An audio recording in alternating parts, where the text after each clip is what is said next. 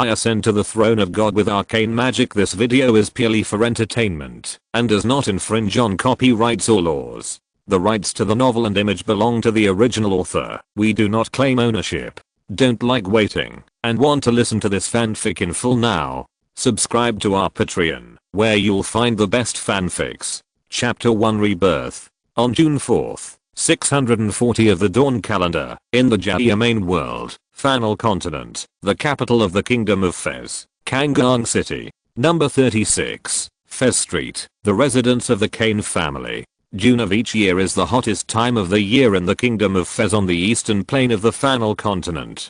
The groom of the manor secretly moved a recliner to rest behind this table, preferring to be bitten by mosquitoes rather than sleep in his small and cramped hut. The mansion shrouded in darkness had not yet dissipated the sultry heat of the previous day, but a hint of white had already appeared in the eastern sky. A young man was lying on the bed in the master bedroom. Even the light and breathable silk pajamas seemed unable to soothe the heat of the summer night. The fragrance drove away the annoying mosquitoes, but was helpless against the heat of the summer night. The man in his sleep seemed to be unable to bear it anymore, and muttered, "Why is it so hot? Isn't the air conditioner on?" Li Si turned over, intending to continue to learn from the teacher's 18 martial arts in his dreams, but suddenly he sat up with a start. Something is wrong. Isn't it January? Why is it so hot? Is the house on fire? Li Si sat up and looked around in confusion. There was no immersive game console that he was familiar with in front of the bed, nor the computer that he had spent a lot of money to configure, but could only be used to watch TV shows and handle orders for his power leveling studio. In the empty room, there was only a gorgeous carpet and a small table with a few letters besides the soft bed under him. Was he kidnapped? But this environment didn't look like it. How could a hostage live in such a good place? The windows of the room were not closed. If it was kidnapped, wouldn't the three-piece set of gag, hand binding, lying on the ground, plus a fierce-looking big man watching from the side, be a routine? What's more, why would they kidnap me? Although I made some money from running a game studio, most of it was remitted to Uncle Chen, who took care of me and raised me to maintain the operation of the orphanage. Which kidnapper would go to such great lengths to get the remaining money? Li Si was completely awake now and looked around carefully to figure out where he was. Li Si looked out the window, his eyes widened in surprise. Looking out the French window on the right side of the room, across the courtyard in front of the building, not far away are 2- and 3-story buildings, but what is more eye-catching is the white marble dome and the slender and tall spire above the black roof. There seems to be something on the spire that emits a faint white light like a beacon, warm and eye-catching. Isn't this the morning cathedral of Kangang City in the game of Shenqi? Suddenly, his head hurt, and a lot of complicated information poured into his mind. Li Si kept rubbing his temples, gnashing his teeth to accept this sudden information. After a long time, Li Si finally understood where he was. My name is Kane, Viscount of the Court of the Kingdom of Fez. Have I traveled through time and space to the Shenqi? Shenqi is a groundbreaking immersive online game. Using a dedicated game cabin, to enter the game can achieve 100% simulation, attracting many players from all over the world to join the game. The peak number of simultaneous online players reached an unprecedented 50 million, almost directly surpassing all other online games at the time. For such an epoch-making game, the game officials also understand it very well. While grasping the balance of the game, they also enhance the operability and competitiveness of the game, attracting countless guilds and professional players to join, and launched a series of derivative gameplay such as professional leagues and national wars, forming a virtuous circle and pushing the influence of the game to the peak. Li Si opened a game studio in Shenqi. He recruited a group of people to do brick moving and power leveling, and his income was very good. As a hardcore player and a top expert, although his strength was not weaker than that of professional players, and he could enter the top 30 in the Chinese Mage Master list with his specialization in fire magic, he was too lazy to join a professional team and be managed by others. He simply opened a studio, and his income was not lower than that of playing professionally. He was still a famous master among the boss and ordinary players. I didn't expect that I would travel to the world of Shenqi. Now the world of Jaya is still peaceful, but Li Si notes that a series of magnificent waves of the times are coming. For example, the total war that has swept across the 6 continents of Jair's main world has not yet begun. The floating city Azura is still sinking in the sea east of Thana continent. The Phillips crystal that opens the passage to many small worlds in different planes is still in the void outside the world. The seeds of disaster that cause the pollution of Jair's world, Tree Yggdrasilin, blood invasion, are still gestating in the abyss, and the gods are still sitting on the kingdom of God, not knowing that they will be knocked off the throne by time and space tide. When playing the game God's Revelation, Lee Si was very happy and shouted that he wanted to replace the game character he controlled and kill the enemy with his own hands. But now, thinking of the many dangers and disasters that he will face in the future, he just wants to return to the comfortable nest of his great motherland in the past to satisfy his desire. Don't ask, just ask from the heart. Grass, a kind of herb.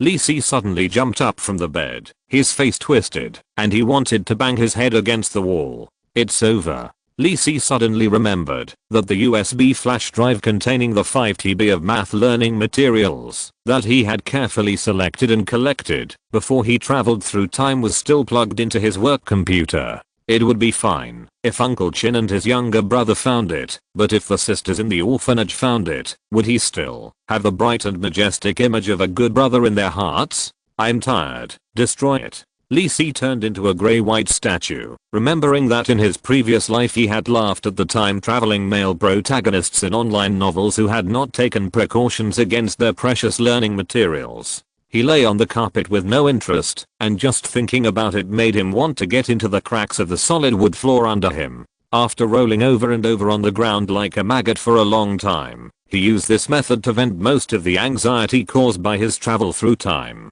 He lay on the ground with his limbs spread out, quietly looking at the dim crystal lamp hanging down from the top of his head.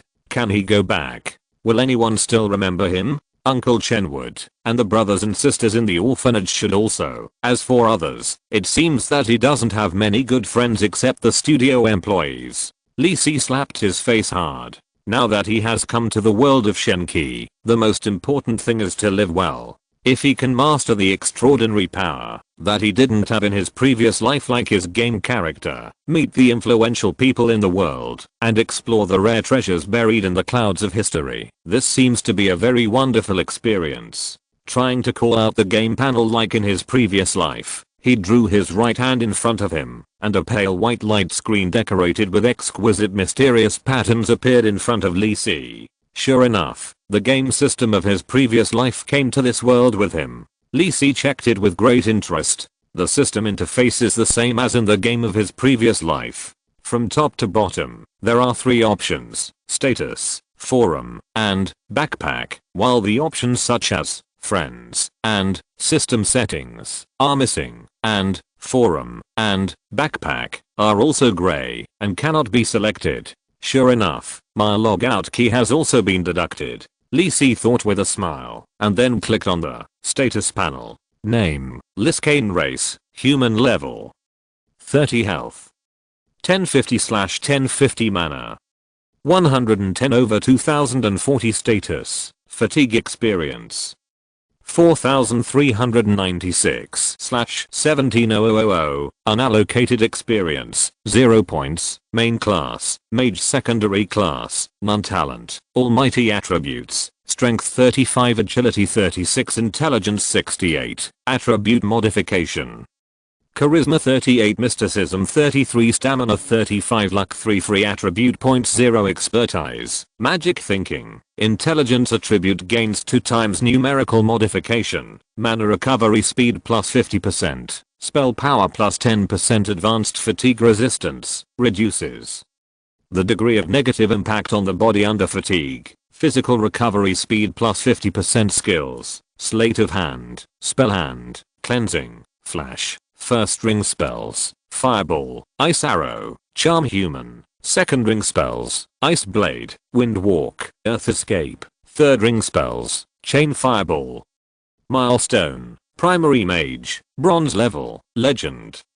10. National level, Court Viscount. Equipment, Emerald Amulet, Emerald Staff, Concentration Ring, an ordinary, very ordinary little mage. but seems to have hidden extraordinary potential. Looking at the information interface that appeared in front of him, Lee Si raised his eyebrows. Just like in his previous life, the familiar interface, familiar data, familiar mage skills. The only difference is that Lee Si looked at the column of talent in the panel in front of him, and the colorful words Almighty made him a little silent.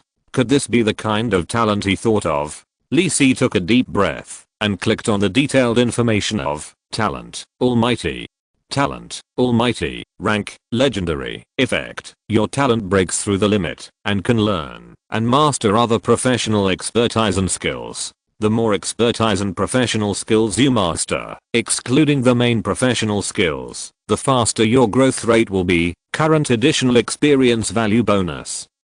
0%. Sure enough. Lee Si grinned. If he hadn't been worried about alarming other people in the mansion, he would have wanted to get up and yell to vent his surprise. Legendary talent. You have to know that in the game Shenqi, the initial talent of each game character almost determines a player's choice of career and development direction in the future. You can't play a warrior with a mage talent, elemental affinity. That doesn't mean playing Vayne with aftershocks in the League of Legends, or playing the tree with fatal rhythm. In Shenqi, talents are divided into bronze, silver, gold, and legendary levels, because the game account of Shenqi is bound to everyone's real information. Although there are 3 opportunities to rebuild the character, to refresh the talent in disguise, the maximum talent level that players can get is only gold. Legendary talents have only been seen in a very small number of NPC panels, and the effect is extremely powerful. NPCs with legendary talents are all core figures in various forces and influential figures in the eyes of players.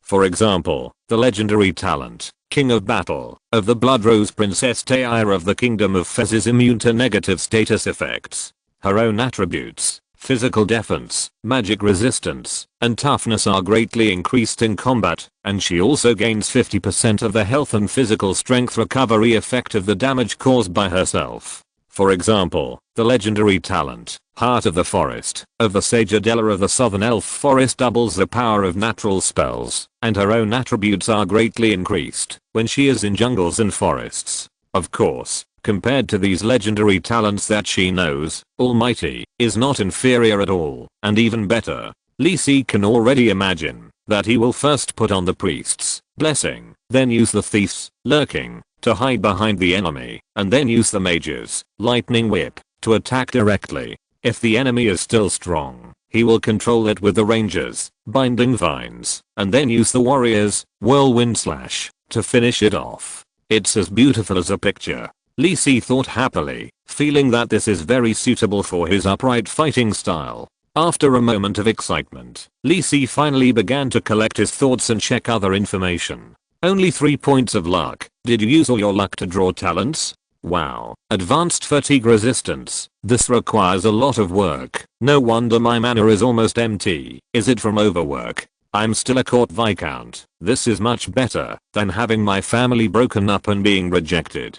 Suddenly, Lee Si frowned and touched his chin with his right hand. No, I always feel that the name Lee Si Kane is very familiar if it's the court viscount of the Kingdom of Fez, because Lee Si entered the novice area of the game in the Kingdom of Fez in his previous life. He had a more detailed understanding of the main storyline of the Kingdom of Fez on the Fanal continent, so he quickly found what he felt was wrong. Fuck. Is it the head of the Kane family who was assassinated at the Holy Festival in the main storyline on the 3rd day of the game's launch? The one who finally triggered the war between the human kingdoms on the Fanal continent in version 2.0? Lee Si stared at the panel in front of him with a dull look and muttered, "So, I will die soon. Deg.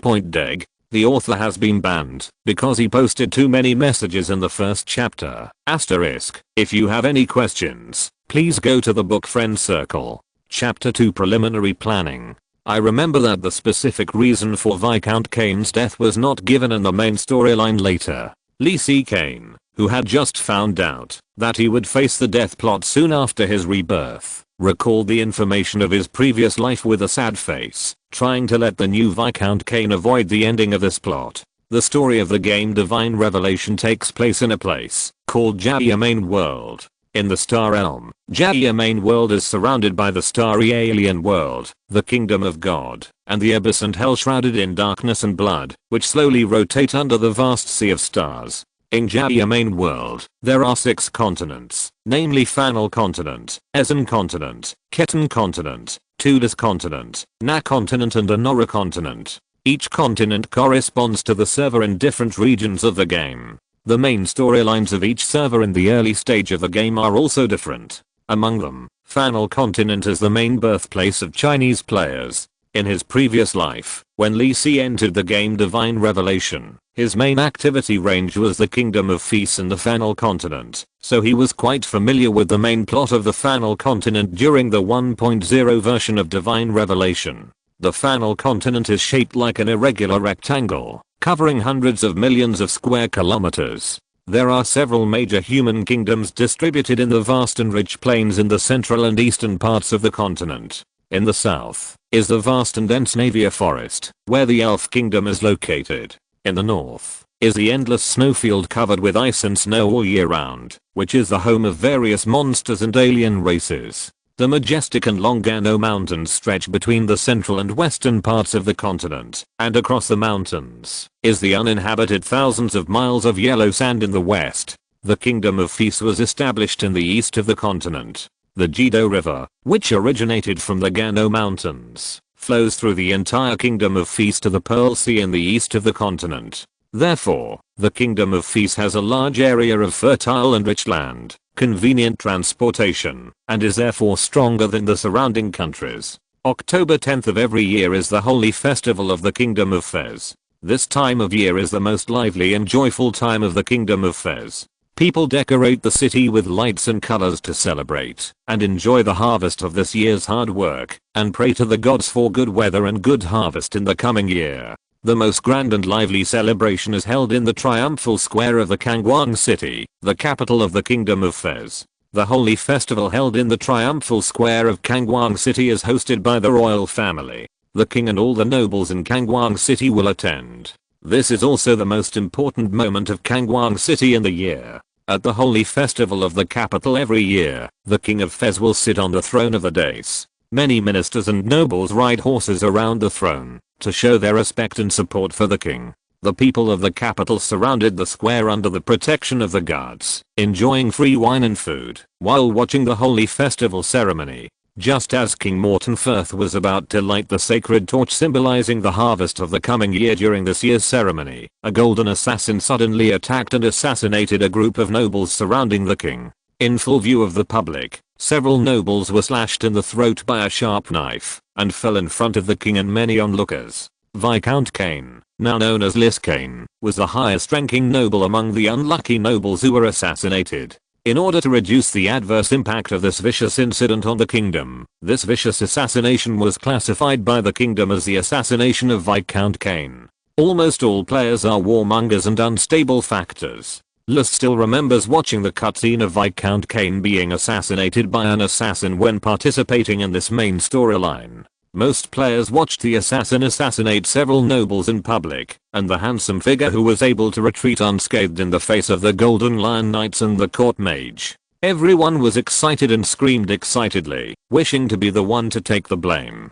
Even when the game professions were counted later, the number of players in the Kingdom of Fez who were assassins was several percentage points higher than that of the surrounding kingdoms. It is not difficult to see the impact of this incident on the players at that time. For the Kingdom of Fez, this was also a slap in the face. This happened at the most important festival of the kingdom, and several nobles of the kingdom were killed. It was undoubtedly that the face of the entire royal family was thrown to the ground and stepped on. This was also one of the fuses for the Kingdom of Fez to launch a war and invade other countries in the 2.0 plot. But even though the Kingdom of Fez finally won the war and gained countless benefits, there was no follow-up to this assassination of Viscount Kane, as if it had been forgotten by everyone in the kingdom. Even the plot party among the players later did not find any clues when they were researching and compiling the history books of the Fez continent, but only recorded this incident as one of the causes of the war on the Fana continent. Damn, what did Viscount Kane do wrong? Why treat him like this? Li Kane knocked his head painfully, and in his heart he felt sorry for the unfortunate Viscount Kane, that is, himself now. Although he had a great time watching the cutscenes in his previous life, it was a different story when he was the victim. In his previous life, some players also speculated that this assassination was directed and acted by the Kingdom of Fez, and it was an excuse for the war that was launched later. After all, the Kingdom of Fez had been coveting the seaport of the Kingdom of Burdich in the east for a long time, but there was a lack of evidence, and it was not reasonable to justify it. There were too many major events that happened later, and gradually no one mentioned this assassination again. There is still too little information, not to mention that it is still more than 3 months before the assassination, and there is no way to figure out who wants to assassinate me, Li murmured, pressing his temple with his right hand. In the final analysis, it was because he was not strong enough. If he were a legendary wizard, he would not worry about being assassinated by a high-level assassin. A legendary spell meteor explosion would send him to hell. So the most urgent thing now is to improve my strength first. Li called up the system panel again and carefully checked every piece of data. Now I'm a level 30 junior mage. I remember that the upper limit of the level that players can reach in the 1.0 version of Shenqi is level 30. Most professions in the Shenqi game are the same. Take the mages as an example. Levels 0 to 50 are bronze mages, 51 to 100 are silver mages, 101 to 200 are gold mages, and above level 200 are legendary realms. As for whether there are higher levels above, it is not clear. After all, the previous life Shenqi game has not yet opened a realm after level 200. Ordinary level, ordinary attributes. The only outstanding identity of the court viscount cannot directly improve his combat power. Even Li felt that the main reason for his assassination was his identity as a court viscount. Then, the most worthy of his energy is. Li looked at the column of talent on his information panel. Talent, Almighty, rank, legendary, effect. Your talent breaks through the limit, and you can learn and master other professional expertise and skills. The more professional skills you master, excluding the main professional skills, the faster your growth rate will be. Current additional experience value bonus. 0%. Li frowned, and his right index finger regularly tapped the bed under him, and he fell into deep thought. After the excitement of obtaining the legendary talent, Li also discovered some limitations of this powerful talent. Although the talent of Almighty is indeed very strong, allowing Li to master expertise and skills across professions, it also brought Li a new problem. That is the skill level. Learning and mastering the corresponding skills in the Shenqi game is not the end, but just the beginning. Only when the skill level is continuously improved, can the skills of each profession play their true skills. While increasing the skill damage, the priority of the skill effect is also correspondingly enhanced. For example, the thief's skill, invisibility. If it is only the first level of invisibility, any intermediate or above professional can find the body in the invisible state by intuition alone. Therefore, the priority of improving skill levels is very high, and improving skill levels requires consuming game character experience points. For the core skills of some professions, improving these skill levels is even more important than improving the character level. Therefore, if Li learns a lot of skills of other professions without selection, and does not have enough experience points to pay for the skill upgrades, those skills will be of no use in actual combat, and can only be used as materials for stacking Li's talents. Even if the omnipotent talent can provide Li with additional experience points, it is unlikely to meet the upgrade needs of all skills. But, the omnipotent not only allows Li to master other professional skills, but also various specialties. The simple understanding of specialties is equivalent to a passive state that is continuously effective on oneself, and the effects are usually to improve character attributes, special effects, resistance and many other aspects. Compared with professional skills, specialties do not require level upgrades, and are more powerful and more difficult to obtain. For example, Li's mage professional specialty, magic thinking. The core is that the intelligence attribute obtains a 2x correction value, which is an effect that all mage professional specialties have. Each profession has its own unique professional expertise, and different professional expertise basically determines the path of future development. If Lee Si guessed correctly, he can also obtain professional expertise of other professions. Not to mention other effects, just obtaining the correction value of the corresponding attribute of the profession is already invincible. If Lee Si obtains any warrior professional expertise, his strength attribute will also receive a twofold attribute correction. What is this operation? Not only can I fight better than you, I'm also more tanky than you. Lee Si feels that he has found the correct way to open his talent, while selectively learning professional skills, put more energy on obtaining various professional expertise. Exactly. Who am I? Lee Si. The top power leveling plus reborn person of God's revelation in the previous life. The channels and methods for obtaining powerful skills and expertise of various professions are remembered in my mind. Isn't this returning to the field I'm best at? Then what are you worried about? Liver, that's it. Chapter 3 Expertise, Arcane Thinking. Morning is the busiest time in Kane's mansion. The manor, which had been silent all night, woke up to the work of the servants. The maids prepared breakfast and repeatedly wiped the dining table and chairs that were not yet covered with dust. The groom in the stable added fresh hay to the trough and remembered to brush off some hay crumbs on the horse. This could not be done carelessly. If one day he was not careful and was ridden out by Master Lee Si, he would lose Master Lee Si's face and suffer. The maid Rossi knocked on Master Lee Si's door carefully. Seeing no response, she planned to push the door in and wake up Master Lee Si as usual. Before Rossi could push the door suddenly opened from the inside, and Lee Si had already walked out of the room in neat clothes. It's Rossi. Tell Ben that I'm going out later. Okay, Master Lee Si. Rossi quickly responded, bent down and stepped aside, revealing her proud cleavage in the maid's black and white outfit. Even Lee Si, who had been through so much and had nothing in his heart, couldn't help but take a few more glances, and couldn't help but sigh the original owner's tireless spirit of learning. In his memory, the original owner was still a virgin at the age of 18 in the capital of the open-minded kingdom of Fez. He stayed at home every day and was addicted to magic. He never participated in any aristocratic social activities. In a sense, he was famous. Even so, the 18-year-old original owner was just an ordinary junior magician. If he was born a commoner, he would be considered a little genius. However, as a representative of the family of court magicians, the head of the Kane family, who was said to have produced legendary magicians, spent all kinds of precious resources, and worked hard for more than 10 years, to become only a junior magician. He was indeed not very talented. You have to know that Rose Princess Taya Fez became a golden warrior at the age of 20, and broke through again to the legendary realm 10 years later. The gap between them is really despairing. However, Lee Si clenched his fists. I will not be content to be an insignificant background character in my new life.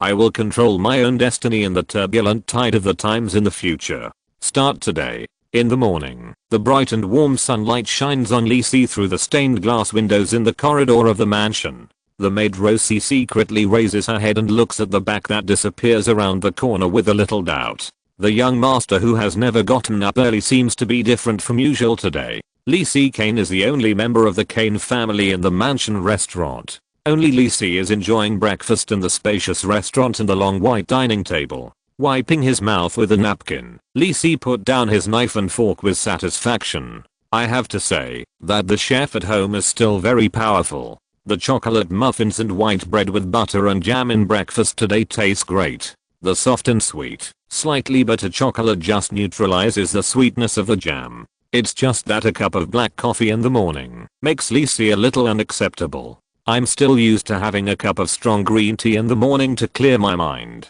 Joyce, who was wearing a black butler's uniform and had slightly frosted temples, waved to the maid beside him to take away the tableau on the table and leaned over to hold the round plate in front of Lee Si. Lee Si took a look and saw several letters of various colors on the round plate. Looking at the complicated and luxurious gold silk patterns on the envelopes, he knew that they were sent by those noble merchants who were keen on dancing and socializing, in order to show their strong financial resources and noble status. Master, this is an invitation from Earl Ray, Viscount Peck and the Golden Rose Chamber of Commerce, inviting you to attend a dinner party held recently. I know, put it on my bedroom table, and I will ask you to prepare it if you go. Anyway, these are also a courtesy invitation to myself. As a small transparent person among the nobles, no one will care whether I go or not. Yes. Joyce responded respectfully as usual. The carriage you asked us to prepare is already waiting for you at the door.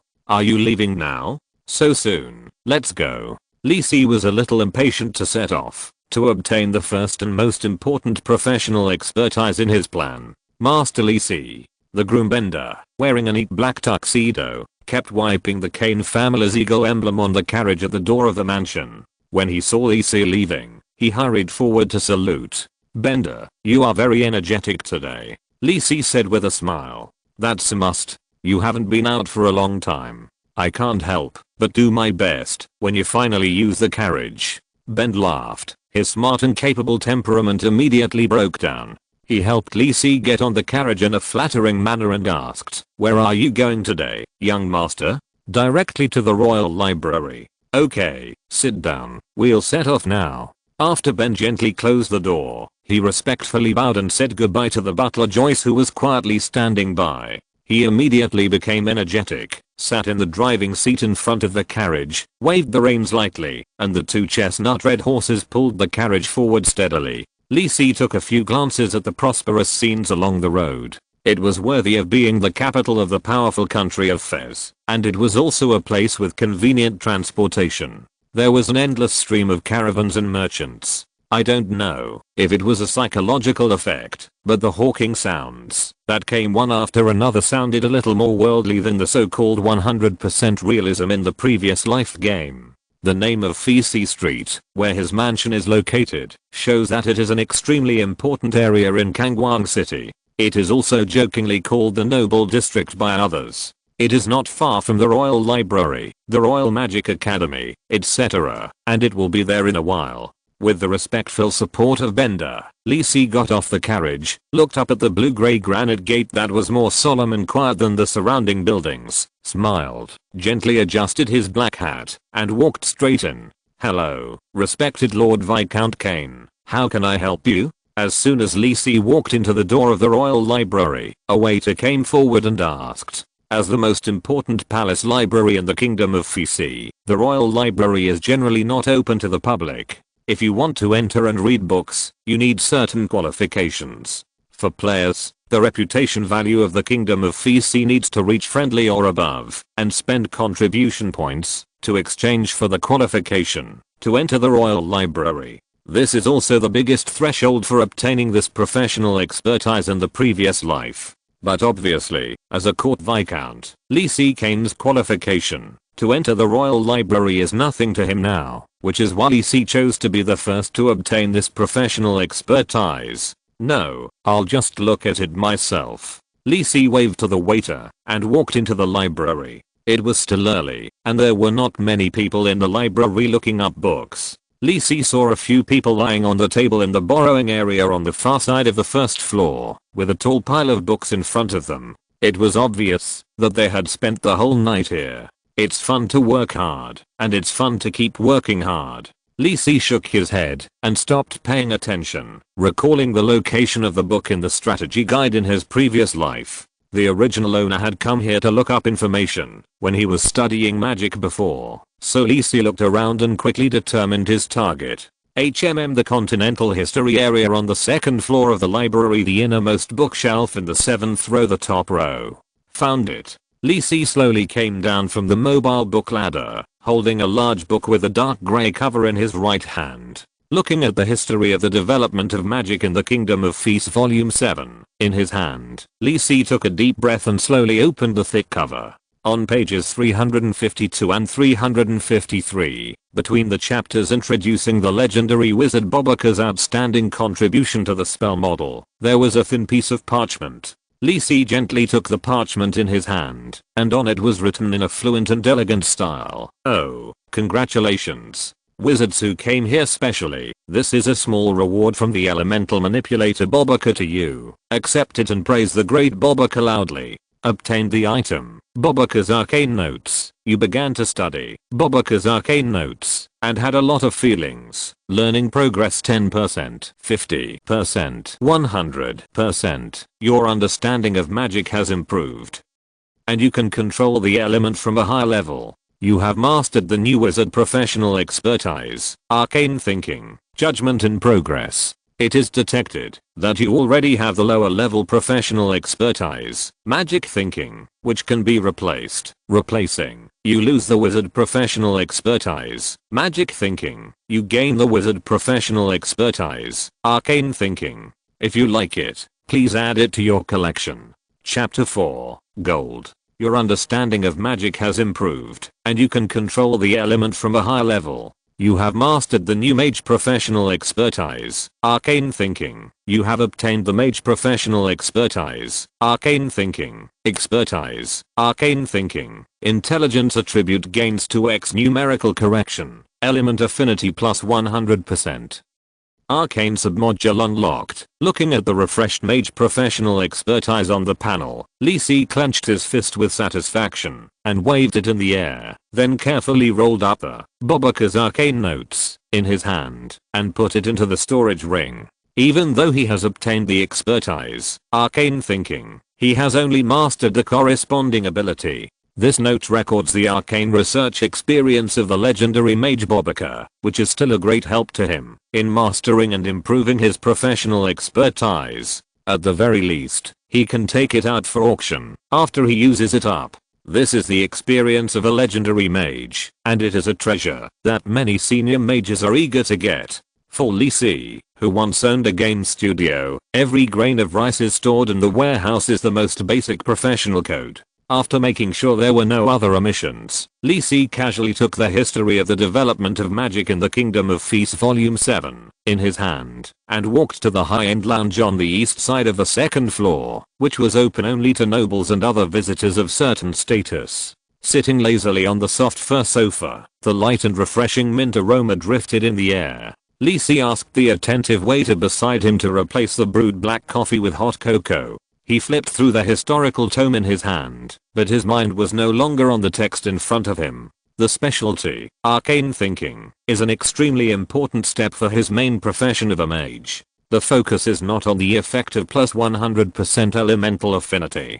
To be honest, there are quite a lot of powerful specialties in the mage profession, such as the professional specialty, Flame God, that Lee Si mastered in his previous life. The effect is quite violent and directly increases the damage of fire spells by 50%.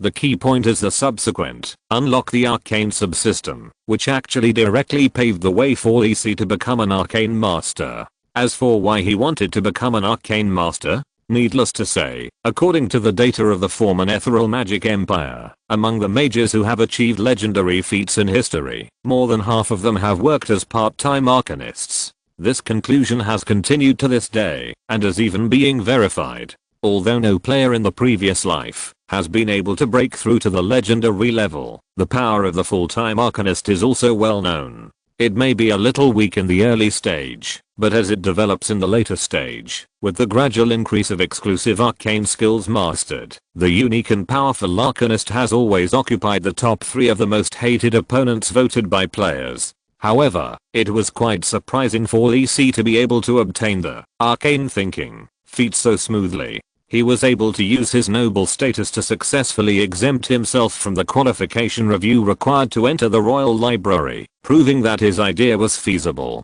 He could take a shortcut to bypass those complicated pre-task chains and directly obtain the final treasure opportunity, which was undoubtedly a huge advantage. Although it is still unknown whether the game players in the previous life will appear as scheduled, at least the treasures in memory do exist in the world where he lives, quietly waiting to see the light of day in the darkness. Thinking of this, Lee Si's mood can't help but become more excited. Just when Lee Si fantasized about becoming a legendary wizard, driving a floating city, leading a giant dragon and a legion of construct golems to conquer the boundless sea of stars. Hey, isn't this our famous Lord Viscount Kane? What's the matter? You finally decided to come out of your laboratory to get some fresh air. The glib and slightly cynical voice interrupted Lisi's fantasy, and he took his eyes back from the words introducing the glorious achievements of the Royal Mage Corps of the Kingdom of Fez. In front of him stood a thin young man of the same age, dressed in gorgeous clothes. What was striking was his short golden hair and a white suit with golden tassels. The whole person felt golden, but his face looked a little pale. If this scene happened in Lisi's previous life novel, it would definitely be a certain young master who jumped out to slap the protagonist in the face. Unfortunately, Lisi remembered this person clearly in his memory. The young master was indeed a young master, but unfortunately he was not the one who disliked him and was going to teach him a lesson, but his only two best friends since childhood. The memory in his mind made Lisi naturally integrate into the social interaction of his previous life. Seeing this, Lisi was too lazy to even get up, still leaning on the sofa, and casually replied, "Hey, isn't this Mora Carl, the second young master of our famous Golden Rose Chamber of Commerce? What's the matter? Why are you willing to come out of your gentle place today?" Mora waved his hand to let the waiter beside him go out, and then leaned on the sofa next to Lisi, as if he was suddenly deflated, and seemed to be two different people from the elegant appearance just now, and replied, "I haven't seen you for a while. When did you learn to mock people? I'll learn from you. If you have something to say, I haven't seen you come to the library. Can't I come to you if there is nothing serious?" Mora played with the gold coin in his hand, on which was printed the portrait of Quentin Fisi, the first king of Fisi Kingdom. "It's been a long time since we last met. When you have time, call Bernie to get together. Isn't he doing research in the magic workshop of the academy with his teacher now?" Lisi put down the book in his hand, thought about this other best friend and said, "Hey, how can you study all the time? You have been studying all your life.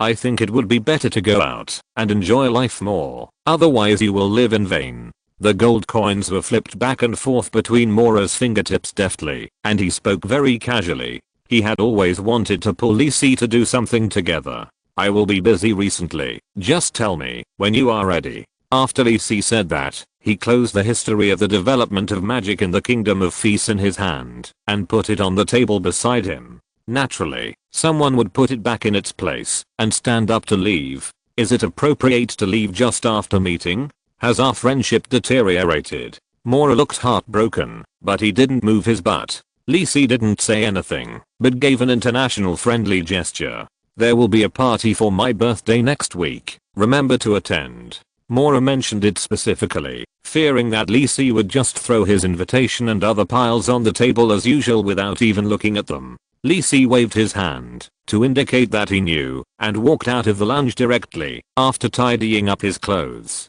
Mora didn't care and happily took a sip of the coffee in the cup, rubbing his waist to pass the rare free time. Lisi walked out of the royal library with the waiter's respectful escort.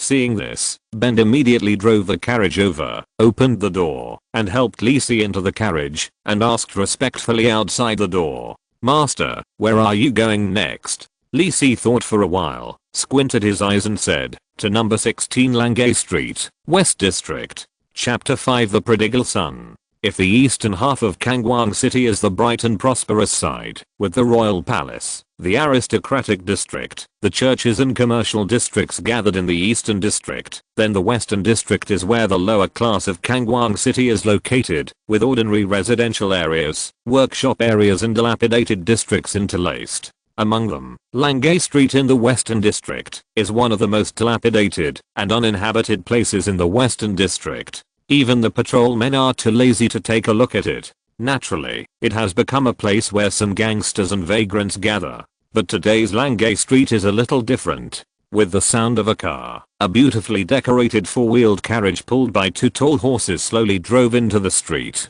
The low houses on the street looked particularly shabby at this time, and the dark doors and windows were tightly closed, as if expressing their unwelcome to outsiders. Even the beggars on the roadside quickly shrank aside and dared not come forward, for fear of angering the noble sitting in the carriage. The wheels rolled over gravel and muddy water. Ben glanced at the homeless man lying in the corner of the road with disdain. He shook the whip in his hand, but felt a little sorry for the mud splashed on the horse and frame that he had carefully taken care of. After a while, the carriage stopped next to a two-story cottage.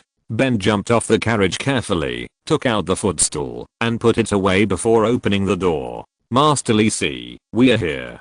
Be careful. Sorry for the trouble, Ben.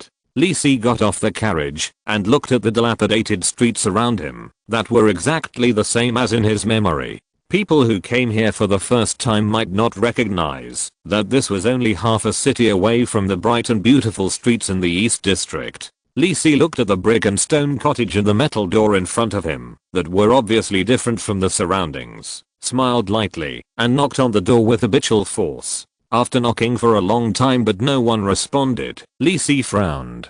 That's not right. If I had knocked on the door like this before, old Jace would have come out to curse. Why didn't I get any response after knocking for so long this time? At this time, the wooden window of the small house opposite quietly opened a crack, and a timid eye appeared, whispering to Lisi, "Well, if you guys are looking for Uncle Jace, he's out and won't be back for another month." After saying that, he immediately closed the window with a bang, as if there was a flood or beast outside. "Why do you seem to be afraid of me?" Lisi felt that several eyes were secretly looking at him in the dark, and they disappeared after a glance. He looked down at his clothes and suddenly realized it. In the previous life game, he pursued the maximization of benefits and calculated every penny carefully, even stingy, and he never spent a lot of money on clothes like those entertainment players, so he didn't realize what his clothes and the accompanying carriage meant on Langay Street. "It seems that I have to change into ordinary clothes next time, and I can't take a carriage anymore,"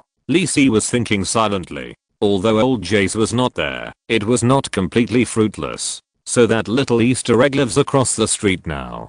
Ashley patted her chest. The courage she had finally mustered after hesitating for a long time was exhausted after just one sentence. If Uncle Jace hadn't asked her to help inform those who came to see him, she would never have the courage to talk to those who looked so powerful. After waiting for a while, she heard the sound of the carriage leaving. Ashley opened the window carefully and saw that the carriage had swayed away. Only then did she feel relieved. "Ashley, you are great. The thing Uncle Jace asked you to help with is not that difficult. Is that person a noble? It should be. Only nobles would dress so beautifully and cleanly. I have never seen such a beautiful carriage. There is also a silver white eagle pattern on the carriage. But that person doesn't seem to be as scary as Aunt Anna said. Do nobles really want to catch and eat girls like me?" Ashley's little head was full of doubts. Without thinking too much, she closed the window again. When Aunt Anna is not around, she will lock the doors and windows tightly. Although the room will be very dark, Ashley is not afraid at all. She even likes to stay alone in the shadows. The darkness around her makes her feel safe. Kane family mansion. As soon as Lisi got off the carriage, he saw the butler Joyce waiting by the side. He was wearing a meticulously dressed black and white tuxedo with gold-rimmed glasses. Even the angle of his bow was not wrong. He was simply the synonym of elegance. "Joyce, come with me to the study." "Yes, master."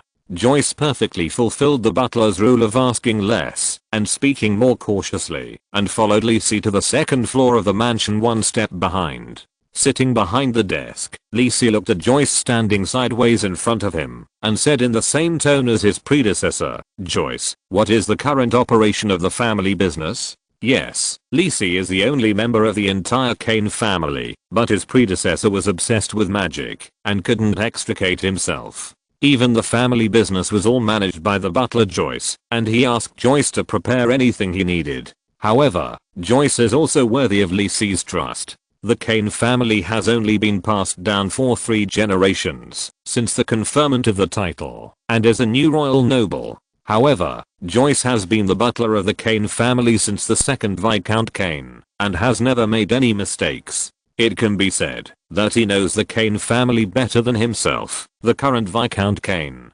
Joyce also personally raised his predecessor who lost both his parents when he was young, so Lisi naturally would not doubt Joyce's loyalty. Although Lisi had rarely cared about the family business before, Joyce did not think much about it. After a little thought, he replied, "The family now earns about 7,500 gold coins a year, of which 5,000 gold coins are from the royal family, about 2,000 gold coins are from the 3 shops on Fez Street, and about 500 gold coins are from the planting of 2 manors outside the City. The normal annual expenditure is about 4,800 gold coins, of which 1,000 gold coins are needed for the repair and maintenance of the mansion and manor. About 300 gold coins are spent on servants' salaries. 1,000 gold is spent on food and daily necessities. And about 2,000 gold coins are spent on maintaining the Kane family's social interactions with the royal family and other nobles. Other expenses are about 500 gold coins. Note: 1 gold equals 10 silver equals 200 copper coins. Civilians earn about 10 gold coins a year, and a meal of the most ordinary black bread and vegetable soup outside costs 2 copper coins. Because the Kane family's title is court viscount, and they do not have actual fiefdoms, their main source of income is the annual support issued by the royal family. Lee Si clicked his tongue. Worthy of being a noble, this is a different start. I still remember that when I first entered the game in my previous life, I worked hard for several days to complete a task and was rewarded with only 1 gold coin. However, the high income also means high expenses, and most of the expenses are to maintain the noble dignity of the family. But there is no way, and I can't cut it. As a court noble, if I live like a commoner, it will be considered an insult to the royal family of Fez. At the least, I will be punished, or even deprived of my title. The class is clearly divided. The nobles are really extravagant and greedy for enjoyment. Lee Si drank a sip of the hot chocolate that Rossi had just brought in, and condemned the nobles' extravagant life in his heart. How much savings do you have now? Lee Si estimated that after all, it has been passed down for 3 generations, so at least there should be a lot of family assets. Because you have purchased many precious materials for magic research in recent years, the family currently has only 500 gold left, after deducting the necessary expenses this year. Cough. Lee Si was scolded by the hot chocolate. Good guy, the prodigal son is actually me. Deg. Routine request for collection and VOTES equals plus. Chapter 6 New Goals. So, as Viscount Kane, I only have 500 gold coins to spend now? Lee Si got a positive answer from Joyce, and rubbed his temples with a headache. His predecessor was so wasteful. He spent the annual income of the Kane family plus the family's savings for many years, and he was just a junior magician for many years. No wonder he was almost a joke among the nobles of Fez. I thought I could live a financially free life, but I didn't expect that I would still have to face an economic crisis. After being reborn as a noble, 500 gold coins seem to be a lot, but in fact, it's just that. An ordinary magic equipment requires hundreds of gold coins.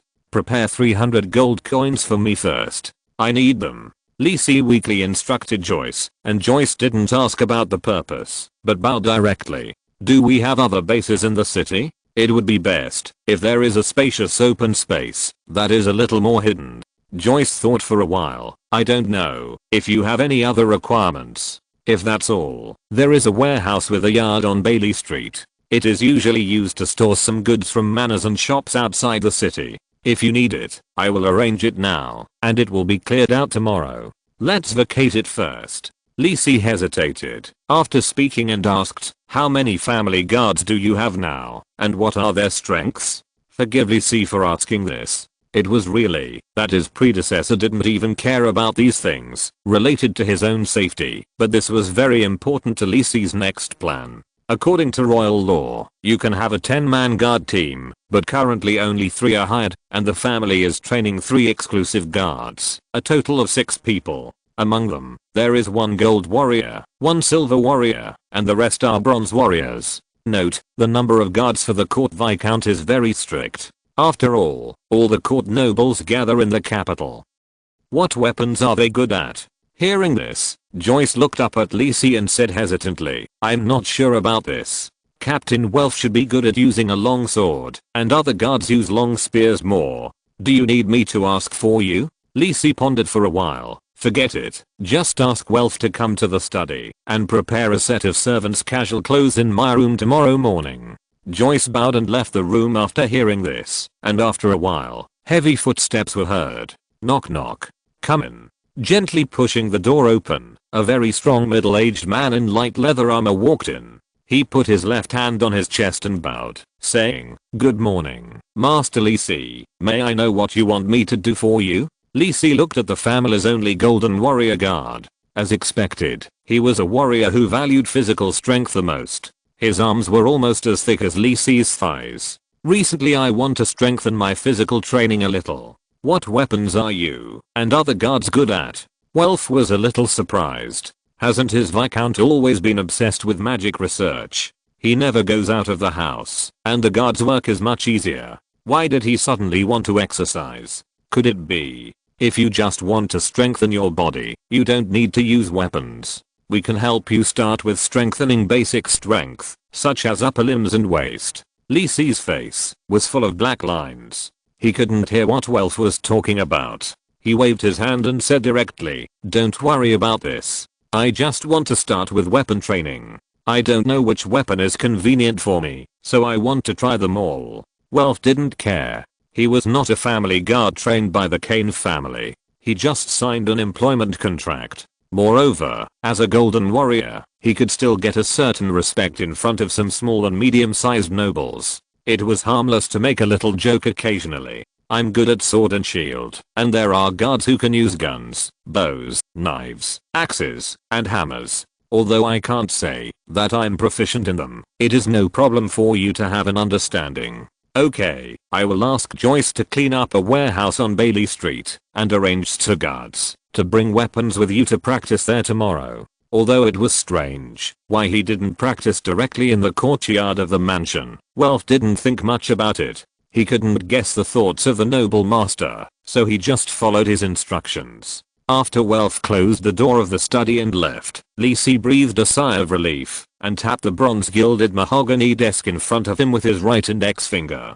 The second professional specialty is also on the agenda. Warrior professional specialty, mastery of all martial arts. This is considered to be the easiest to obtain among the warrior professional specialties, and no pre-tasks need to be completed. As long as the proficiency of 10 weapons reaches the intermediate level, it can be automatically obtained.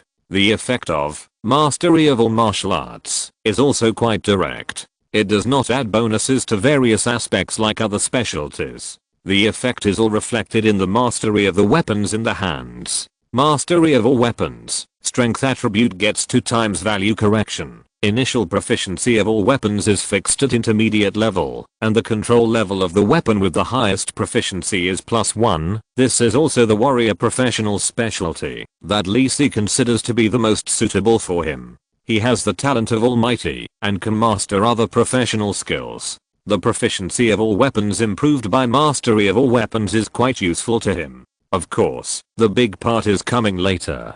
Unconditionally improve the level of the weapon with the highest proficiency by 1 level. In the game Shenqi, the weapon proficiency level is also divided into low, medium, advanced and legendary levels. Not to mention the game NPC, it is quite difficult for players to break through the weapon proficiency level to the legendary level. This is also the reason why the mastery of all weapons specialty is very popular among warrior players. After all, as long as the proficiency of the weapon you are good at reaches the advanced level, you can directly upgrade to the legendary weapon control, and the effect is not inferior to other top specialties. This effect can also be effective for staff weapons. It can be said that the mastery of all weapons specialty makes many mage players envious. Therefore, in the previous life, there were very few players who had the control of legendary staffs, and a considerable number of them were special professions such as magic swordsmen who could mastery of all martial arts. Since I have the talent of Almighty, I will naturally not let go of mastery of all martial arts, a professional specialty that I coveted in my previous life. This is the direction of my efforts for a period of time. While studying Arcane, I will master the specialty of mastery of all martial arts as soon as possible. As for other professional specialties, I may not have the opportunity to obtain them in a short time. In my memory, the top specialties of other professions are not accessible to me now, and I don't want to find a professional specialty to make do with. After all, it is relatively rare for a lower level specialty like magic thinking, the professional specialty of my mage, to be directly replaced by arcane thinking. What Lee Si is worried about now is how to avoid facing the death that he will face in more than 3 months. After all, this is the opening of the main plot of the game Kingdom of Fez. I have too little information in my hands, just like facing a cloud of fog and not knowing where to start. I don't know if I have been targeted by the mastermind behind the scenes. What happened on Langay Street today reminded me that I have to keep a low profile and disguise myself when I go out in the future. Otherwise, if I do something, it will be transparent in the eyes of those who are interested. There is a long way to go. Lee C sighed.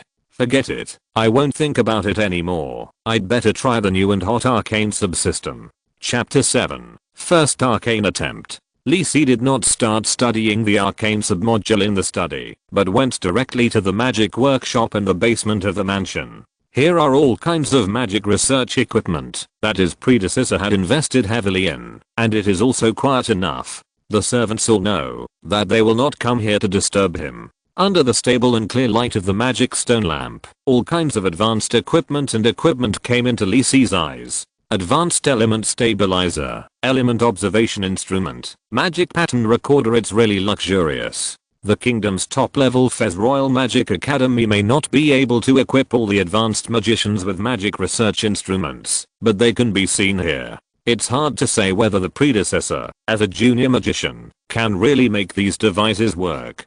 To be cautious, Lee C turned on the advanced element stabilizer shaped like a small radar installed on the wall, and then called out the panel to click on the Arcane submodule. In the game Shenqi, each main profession can choose a corresponding job transfer. For example, if the initial profession is a warrior, you can choose to transfer to a shield warrior, a knight, a paladin, etc. And a mage can transfer to a fire mage, an ice mage, and even a golem manipulator who is jokingly called K-Gundam and is good at controlling magic energy structures. This is also the feature of the game Shenqi. You can always find a profession you like, even for casual players. Each job transfer basically has its own characteristics. This job transfer is more like a sublimation and enhancement of a professional ability. Compared with the initial main profession, it mainly focuses on strengthening certain aspects of the character's ability. The Arcane Master is also very unique among the countless job transfers.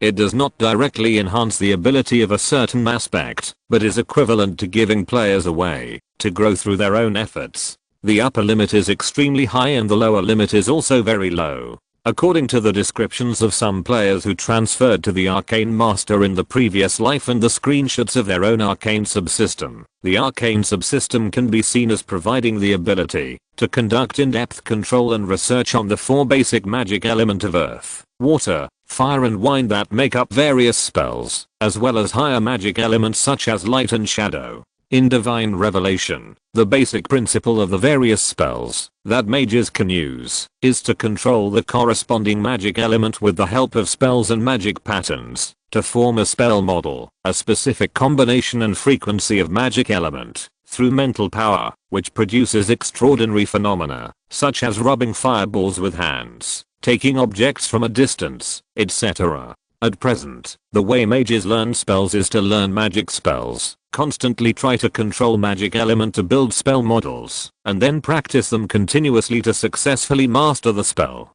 However, arcane magicians believe that magic element are unchanging, but each magician is unique, so some people are good at using fire element spells, and some people are good at controlling spells. In the eyes of arcane magicians, simply memorizing spells and relying on hard work to master spells is the least efficient and stupidest way. Arcanists advocate exploring the deep laws of magic element, why fire element can form fireballs in this combination, and why fire and earth element can form 9-ring energy spell meteor showers through specific arrangements. At the same time, the Arcanist will change and adjust the spells and elemental models according to their own affinity for magic element, and finally form a unique spell that best suits the Arcanist's own nature. These special spells adjusted by the Arcanist are collectively referred to as Arcane. Because the Arcane is more suitable for the Arcanist's own characteristics, it is often more powerful, or has unique effects when used by itself compared to the spells before adjustment. If some of the Arcanist's exclusive arcane spells are in line with their own nature, and have considerable universality and application value, they will be learned and used by other ordinary mages, and passed down as new spells. For example, the Fireball spell, which was originally only a first ring spell, has been continuously improved by successive generations of Arcanists, and many spells such as the Explosive Fireball spell and the Calugal Firebomb have appeared one after another, and even the terrible spell of the 9-ring Annihilation Fireball has appeared. Therefore, the Arcanist is also regarded as the inventor and explorer among mages. Of course, according to what the Arcanists think they are saying, pretending, that is, power is just a small gift in our wonderful journey of exploring the magic element. Deg. In the previous life game, the Arcane subsystem certainly could not realize the complex ability of the Arcanist to adjust spells. Players with the Arcane subsystem could only explore the Arcane model that best fits them by constantly changing the spell element model. Because every change to the element model requires experience points, Arcanist players jokingly call it a chance to win a prize. If you are lucky, you can combine an Arcane model with a compatibility of more than 95% for the first time, but if you are unlucky, you can't combine an Arcane model with a compatibility of more than 80% for 10 or 100 times. Therefore, Arcanist players are very weak in the early stage of each game version, and can only use the Arcane of the previous level, but in the middle and late stages of the version, Arcanist players will become strong again after adapting to, and changing the newly mastered spells. Of course, this has nothing to do with Lee Sin now. With his 3 points of luck, Lee Sin doesn't think that his process of improving Arcane will be smooth. After clicking on the Arcane submodule, it was not a flat control screen like the screenshots posted by those Arcane players, but a 3-dimensional spell model composed of magic element was presented directly in front of Lee Sin. Well, it feels that the Arcane subsystem is different from the previous life. Is it because I really traveled through the game world of God's revelation, so the Arcane subsystem has also changed? Lee Sin shook his head and stopped thinking. After all, this is not something he can figure out now. Then he cast his eyes on the many spell models that appeared in front of him. It seems that they are all spells that he has mastered.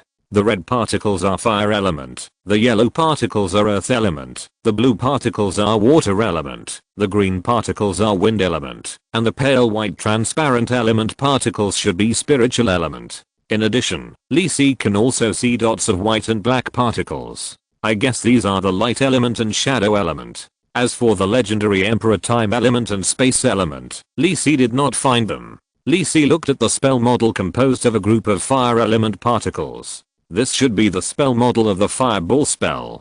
The Fireball spell model is arranged in a regular circle, with 3 magic pattern loops composed of fire element running through it. Lee Sin thought about it, tried to adjust the angle of one of the magic patterns with the other magic patterns, and then carefully injected magic power into the model. Right in front of Lee Sin, the Fireball spell model became brighter with the input of magic power, and a small ball of bright red fireball was formed in front of Lee Sin, which looked much smaller than the fireball formed by the normal spell model. How to do this? Is this successful? I don't know how powerful it is. Should I throw it out and smash something to try? Suddenly, this small ball of fireball suddenly bulged and twisted irregularly, and in Lee Sin's horrified eyes, bang, on the second floor of the mansion, the maid Rosie, who was trying to wipe the window in Lee Sin's bedroom, suddenly felt her feet tremble, and seemed to hear the sound of an explosion.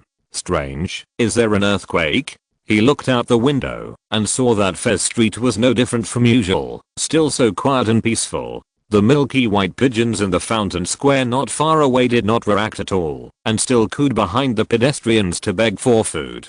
Maybe I felt it wrong. How could there be an earthquake? Rossi shook his head and hurried to clean up. Master Lee Sin seemed to be a little different, and he had to work harder. Vertical bar. But Rossi soon found that it was not his illusion, because the vibration from the basement did not completely stop on this day. Please collect equals plus. If you're listening to this novel on a channel other than Fanfic World, it means they downloaded and uploaded it without effort. We cordially invite you to visit our channel, Mundo Fanfic Novelos. There you'll find the original version of this story, and you can explore many other novels of various genres. We're waiting for you to immerse yourself in a world of incredible novels. Chapter 8, Royal Swordsmanship. June 5th, Kane Family Mansion. It was another sunny day. Rossi opened the window of the restaurant to let in fresh air. Lee Sin, however, had a sleepy look on his face. He sat at the dining table, yawning and enjoying today's breakfast. Today's breakfast was bacon fried eggs, blueberry cake and yogurt nut cereal.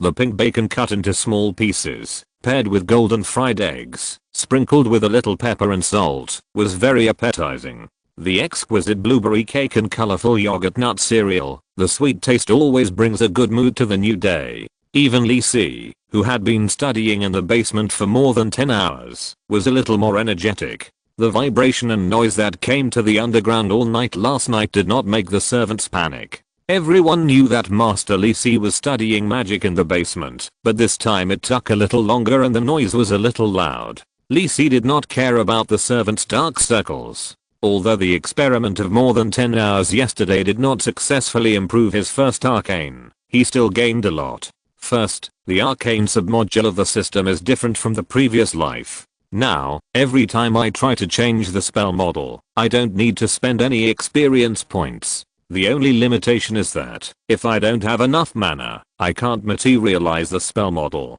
Second, the success or failure of each spell model change in the arcane submodule is no longer reflected in the form of fit, so Lisi can only throw the fireball after each change, to see how the specific effect is. The standard of success may be known when I first build my own arcane model. Third, using spells in this real world is not like using consciousness to choose spells to release as in the immersive game in the previous life. Every time I use the fireball spell, Lisi clearly feels that there is real magic flowing in my body, and I still need to adapt to master this feeling. Although there are many difficulties, Lisi is not discouraged. Unlike in the game, the feeling of truly mastering extraordinary power is so beautiful and fascinating. Lisi quickly immersed himself in it and forgot the passage of time. And with continuous attempts, Lisi has a hunch that within a week, he will be able to master his first arcane. Lisi stretched his body and felt that his body was not as round as before. For example, last night, he was still very excited, but his body was exhausted. This pampered body is not used to his soul that loves the late night. But it's okay, it's simple. Just stay up a few more nights. Forced therapy, let's meet. Just as Lisi was stretching his muscles, the butler Joyce said, Master Lisi, the clothes you asked to prepare have just been placed in your bedroom. Welf is waiting for you in the courtyard with 2 guards. Lisi patted his face, cheered up and said, I know, you let Welf and the others wait for me at the back door in casual clothes. Yes. After a while, Lisi changed his clothes and came to the back door of the mansion. Joyce knew that Lisi planned to exercise and learn to use weapons, so he specially prepared a set of short-sleeved shorts that were easy to move. The cotton material was very comfortable and breathable. Welf and 2 guards were already waiting for Lisi at the back door in casual clothes with weapons. One of the 2 guards was a little thin, standing next to Welf and chatting with a smile. The other guard looked less than 20 years old, standing alone with a weapon on his back, and did not participate in the conversation between Welf and the other guard. When he saw Lisi coming over, he stood up and saluted. At this time, Welf and the thin guard realized that Lisi had walked to their side, and they saluted quickly. Good morning, Master Lisi. Lisi waved his hand. Welf, I remember you too. The thin guard quickly replied flatteringly, Master Lisi, good morning. My name is Bill, and I joined the Kane family with Captain Welf. The young guard said in a steady and respectful tone, Master Lisi, my name is Dyson. I was adopted by Butler Joyce since I was a child, and I have been staying in the mansion. Yes, I know. Lisi nodded. It was obvious that Bill, like Welf, was hired by the butler to become a Kane family guard, while Dyson was trained by the family since he was a child, and he was considered his trusted subordinate. Then let's go. Let's go directly to the warehouse on Bailey Street. When we go out today, we will be ordinary people and be normal. Welf and the other 2 had no doubts. They just followed the young master's instructions. Who knows if the young master just had a sudden whim to experience the life of ordinary people. Bailey Street is not far from Feast Street. They are both in the eastern half of Kangwang City. Looking at the spacious warehouse surrounded by grey and white walls in front of him, the interior is roughly estimated to be more than 800 square meters, and the roof is 5 meters high. The things that were once stored in the warehouse have been arranged to be cleared away, leaving only some firewood piled in the corner. In addition to the warehouse, there is an open space of nearly 1,000 square meters on the east side, which seems to be used to park the convoy and goods. The entire warehouse is surrounded by brick walls more than 1 person high. The entire warehouse is relatively tidy and looks like it has been well maintained. Lisi is quite satisfied. The place is spacious enough and relatively hidden. In addition to the storage room for storing goods, there are several rooms in the back for people to rest temporarily. Lisi walked around the warehouse and saw that Welf and the other two had already prepared their weapons. Even the food box with desserts and black tea that Rossi brought for him was moved to a table and placed aside. He then signaled Welf to prepare for training.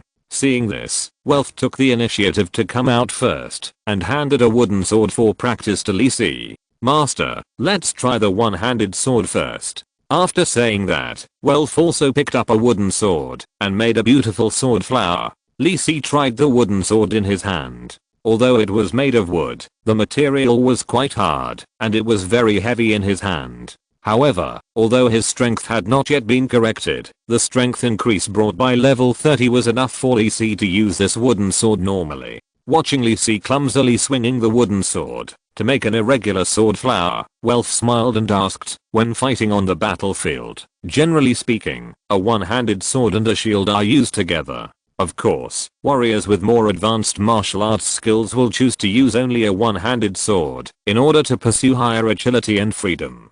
I wonder which sword technique Master Lisi wants to learn. Rock sword technique, tidal sword technique, or gale sword technique?" Welf mastered these sword techniques himself, and they are considered top-notch among the sword techniques that are publicly circulated. Lisi did not hesitate and had already made a plan. "I want to practice the royal family sword technique." Royal family sword technique? Welf was a little surprised. Royal family sword technique is indeed a very famous sword technique, but this sword technique is not famous for its strength, but because the moves of royal family sword technique are very gorgeous. In short, this sword technique is a ceremonial sword technique that exists for the pursuit of visual beauty. Therefore, this sword technique is also highly praised by the majority of nobles and wealthy businessmen. Of course, Welf knows this sword technique because besides being good looking, the biggest advantage of this sword technique is its simplicity. After hesitating for a while, Welf gave up the idea of persuading Lisi to change his sword technique and just thought of it as a joke with the viscount.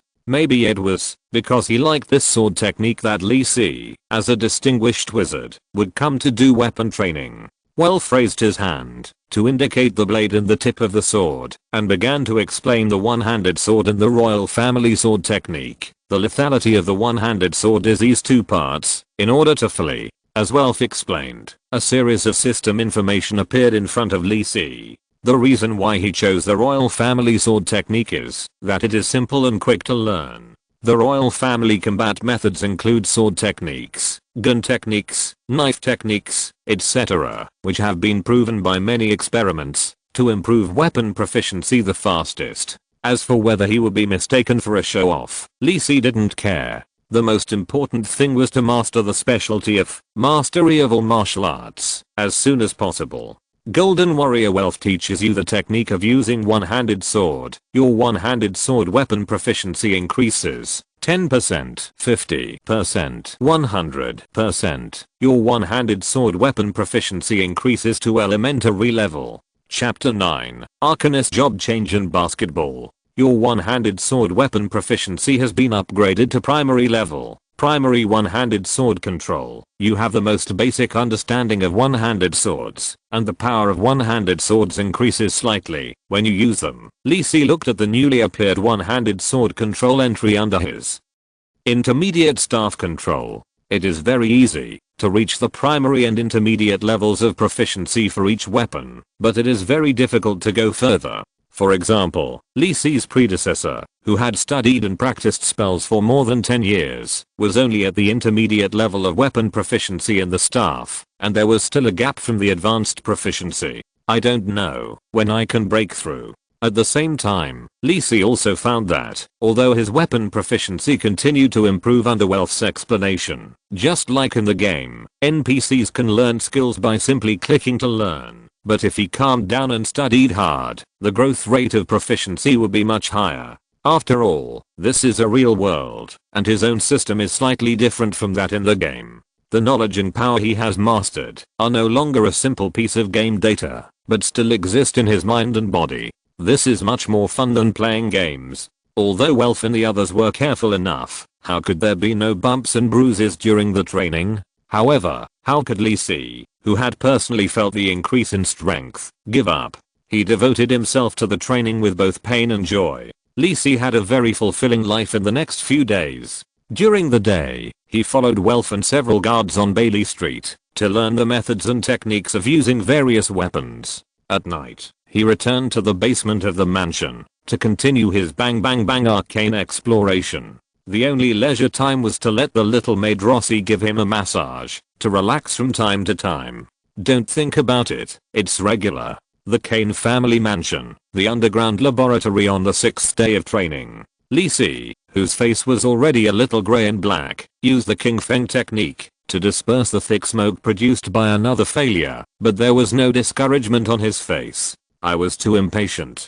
The nature of the fire element is more explosive and agitated. A too stable magic pattern combination will reduce the power of the fireball. However, this time the element model has already been somewhat compatible with my magic power. After thinking for a moment, Lee Si adjusted the previously constructed element model structure on the magic pattern recorder beside him. Try this. Adjust the angle between the third long magic pattern and the cornerstone magic pattern, and see the effect. Exhaling the arcane subsystem, he carefully changed the fireball element model again. Lee Si took a deep breath. Success or failure depends on this one move. Just as Lee Si inputted magic power into the fireball element model that he had constructed for who knows how many times, suddenly, a strange feeling appeared in Lee Si's heart. It was as if the element model floating in the air in front of him, emitting bright red light, suddenly became a part of his body. The magic power flowing in his body seemed to resonate with the newly constructed element model, and continued to flow into it. The elemental model that had been replenished with magic power floated quietly in front of Lee Si. Before Lee Si could study it carefully, it suddenly glowed and spun, and finally turned into a fist-sized light blue fireball in front of Lee Si. Looking at the fireball in his hand, Lee Si looked it up and down with interest. The feeling in his heart told him that he had completely mastered the fireball, and it would not suddenly explode like before. After looking enough, Lee Si returned his gaze to the system panel. Just when he successfully condensed the fireball, a bunch of system information popped up in the lower left corner of his vision, and he didn't have time to read it.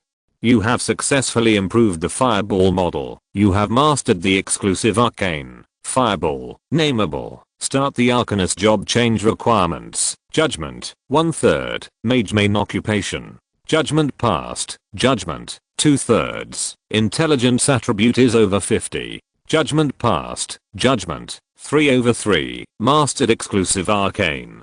Judgment passed. All judgments passed. You can choose to change to Arcanist, yes/no. After struggling for a long time, since the final form is a blue fireball, let's call it Blue Ball. Lee Si, who was bad at naming in his previous life, named his first arcane Blue Ball. It felt like there was a figure dancing in front of him. Shaking his head, Lee Si looked at the Arcanist job change prompt. The Arcanist job change is different from some professional jobs. There is no need to arrange a special job change ceremony. As long as the job change requirements are met, you can be promoted on the spot. As for whether to change to Arcanist, nonsense. Otherwise, why did I go through so much trouble to obtain the arcane thinking specialty? Lee Si confirmed, yes, very neatly.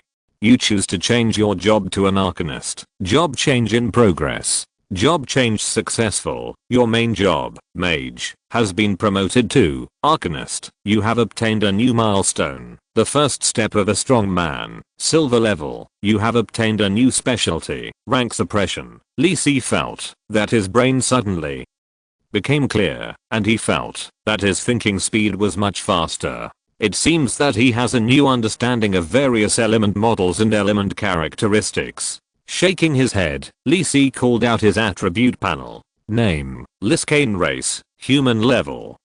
30 health. 900 over 1050 mana.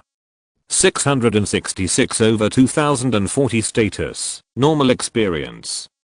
4396/17000 unassigned experience, 216,820 points. Main occupation, Arcanist. Primary, secondary occupation, non-talent. Almighty attributes, strength 35, agility 36, intelligence 68, attribute modification, charisma 38, mysticism 33, stamina 35, luck 3, free attribute points 10, expertise, arcane thinking, intelligence attribute gains 2 times numerical modification.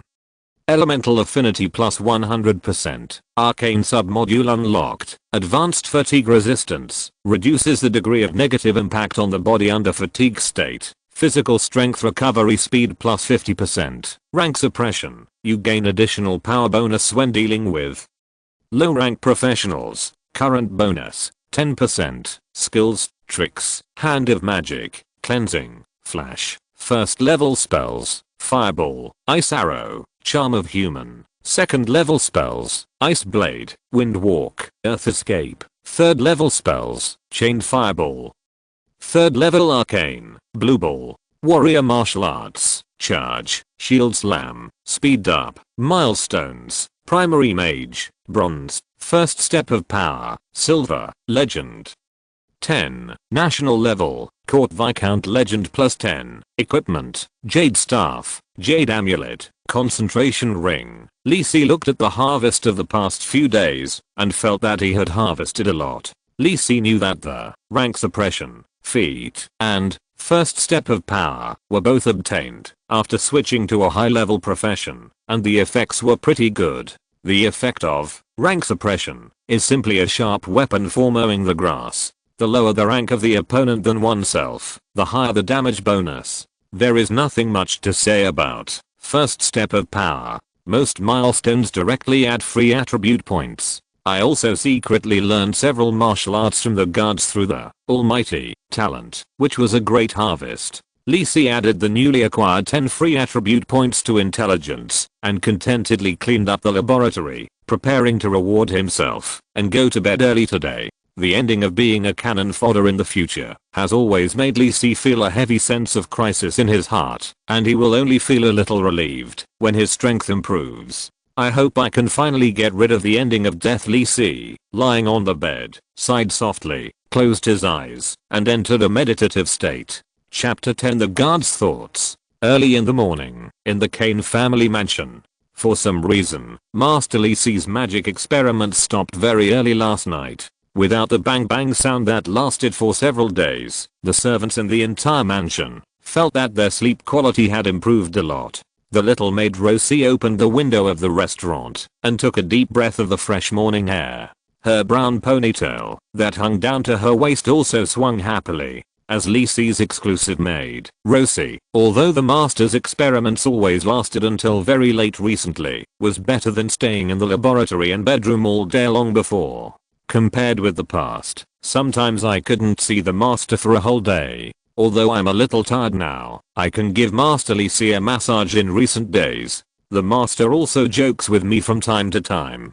I feel that I'm becoming more and more competent as a personal maid. Okay, Rosie, keep working hard today. Rosie patted her smooth and collagen-rich face and cheered herself up. It's time to wake up the young master. He has been staying up late lately and is not in a good mood. I woke him up by myself. Should I prepare some refreshing black tea for him later? Rosie was about to go upstairs to wake up the young master, but when he turned around, he saw Lee Si sitting in the main seat of the restaurant enjoying breakfast. Lee Si waved to her lovely maid to ask the kitchen to bring another serving of ham bread. The tender red and fresh ham mixed in the white and soft bread with the rich cream mushroom soup made Lee Si's appetite open. Of course, it might also be the reason why Lee Si was in a really good mood today. Last night, he successfully improved his first exclusive arcane and successfully changed his job to an arcane master. This is his first step towards a legendary wizard, which is of great significance. The blue bolt technique he improved was determined by the system to be a 3-ring arcane, which was also a pleasant surprise. Generally speaking, the improved first ring spell should also be the corresponding first ring arcane. If you want to increase the power and promote to a higher ring spell, you need to add more complex elemental circuits and magic patterns, but his blue bolt technique is different. If it wasn't a problem with the element model, then the reason was with myself. Maybe it was because my soul was more compatible with fire magic. After all, I also majored in fire magic in my previous life. Lee Si let his thoughts fly. The problem of the compatibility between the element model and the soul has not been determined until the future, and now there is no way to determine what the situation is. After all, the soul is the most mysterious part of a living being, and even the gods cannot fully understand the mystery.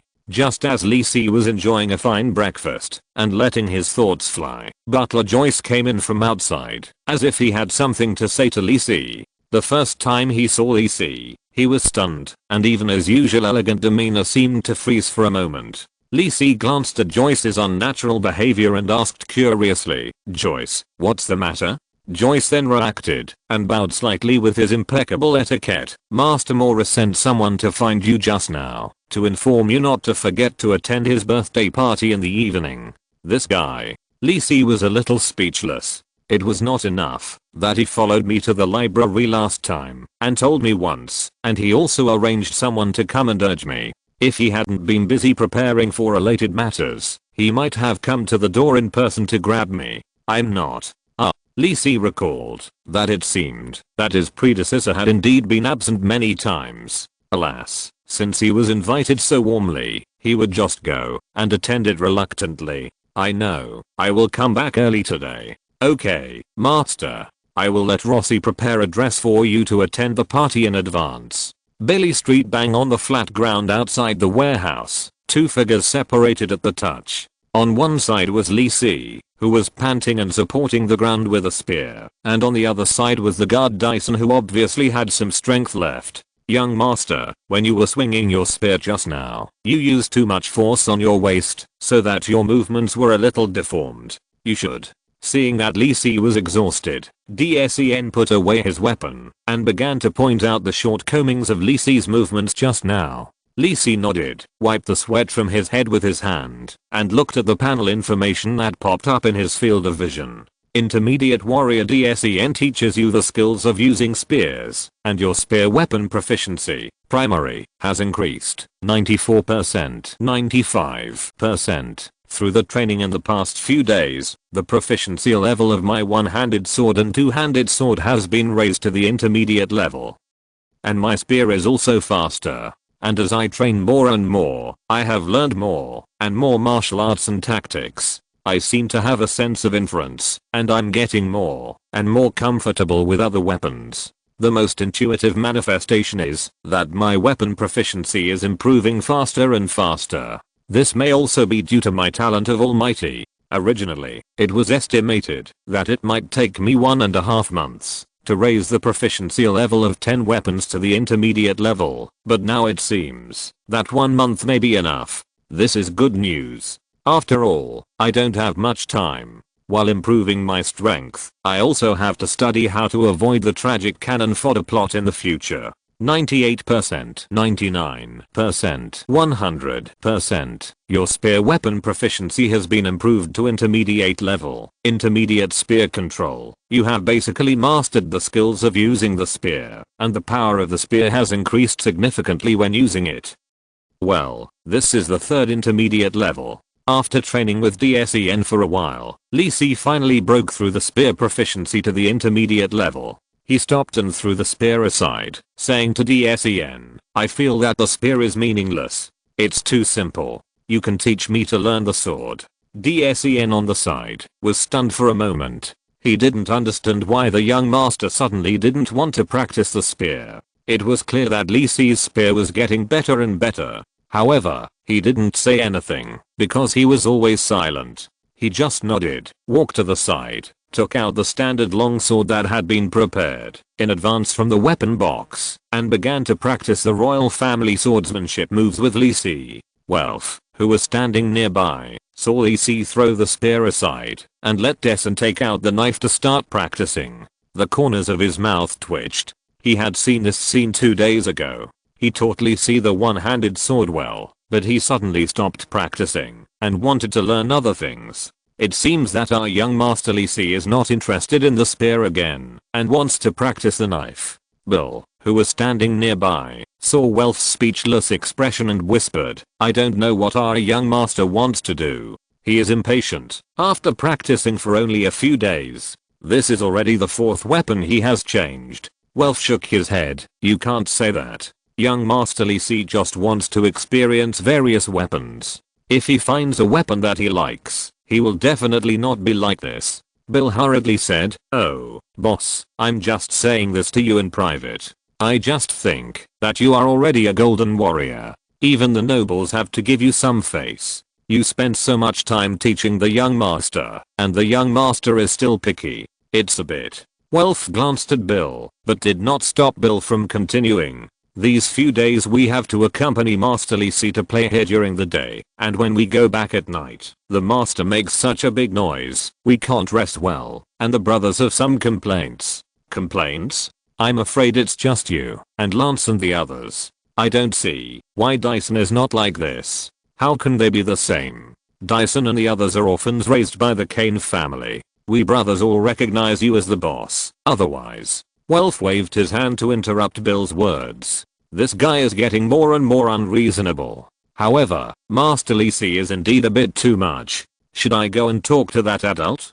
Bill saw that Welf took his words to heart, so he stopped talking. He has always been greedy for enjoyment and doesn't want to accompany this young master to wield swords and guns here every day. Wouldn't it be better to go to Golden Lily Lane to find a girl to communicate with?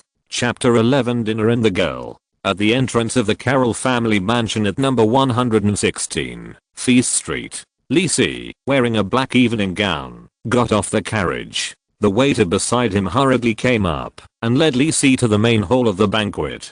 Ben and the carriage beside him were arranged to rest in other places. Lee Si loosened his tight collar. He was still a little unaccustomed to such a complicated dress. Following the waiter into the banquet hall, the hundreds of square meters of venue were decorated with extraordinary luxury.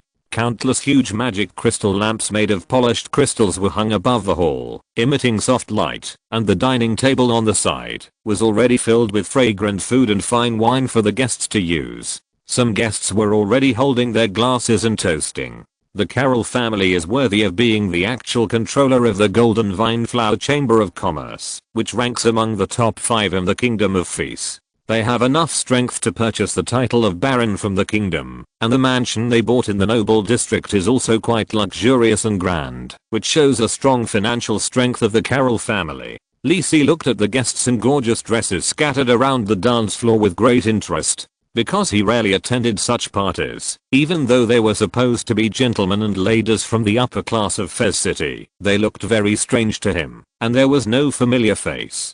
At this moment, Maura Carroll, who had just followed her father to deal with an earl, happened to see Lee Si, who was a little maverick, not far away. Her eyes lit up, and she quickly informed her father, and walked towards Lee Si. "You guy, why don't you come to see me when you come? Are you really our noble viscount? You just stay there alone and don't chat with other people." Lee Si shrugged. "You know, I basically never attend this kind of parties. I don't know these people. How can I chat with them? I saw you talking to that old man just now, so I didn't look for you." "What old man?" "That's the kingdom's Minister of Finance, Count Dan Duval." Maura looked at Lee Si speechlessly. He didn't expect that he didn't even know this person. He simply pulled Lee Si to introduce him to the distinguished guests around him. "This is Arson Had, the youngest son of Duke Had. I heard that he is very appreciated by His Majesty the King recently. The one talking to my father over there is Montalea, the president of the Arlea Chamber of Commerce. The Arlea Chamber of Commerce is no worse than my Chamber of Commerce, but he has a very good relationship with my father. That is Madame Pasha Koi, a famous socialite in Kangwang City. You'd better be careful not to be fascinated by her." Maura secretly pointed to a lady in a purple tassel dress who was talking to several men with a smile not far away, and raised her eyes to look at Lee Si. Lisi looked at her carefully after hearing this. Yes, she is indeed very capable. He carefully examined her with an academic eye and concluded that she is indeed a real material. She is worthy of being a famous socialite. I'll earn it. Mora had an academic exchange with Lisi for the first time with deep sympathy, and both sides reached a unified understanding. You guys, you haven't done a field investigation a long time ago, right? Lisi looked at his friend with shining eyes with suspicion. I'm just appreciating art, okay? She's almost old enough to be my mother. Mora, who was questioned, almost jumped up and swore to prove his innocence, although in Lisi's eyes, this man was almost completely black from the inside out.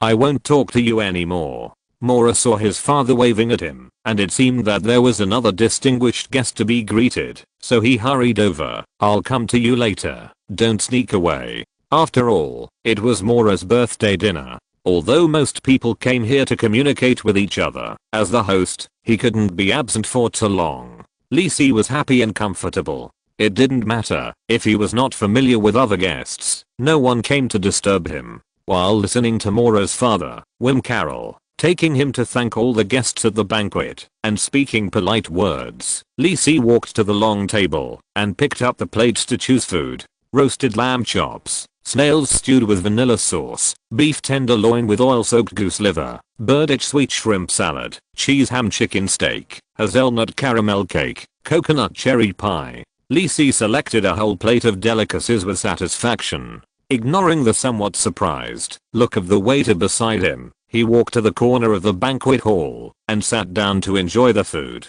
It is worthy of being one of the 5 major chambers of commerce in the kingdom. You should know that birditch sweet shrimp only lives in a few areas of Birditch, the kingdom on the eastern coast of Fanal continent. Such a fresh taste is really rare. I don't know how it is transported from the sea thousands of miles away to the inland kingdom of Fez. In the previous life game, I had never seen it in the kingdom of Fez. It was only after I went to Birditch for a mission that I ate this kind of food.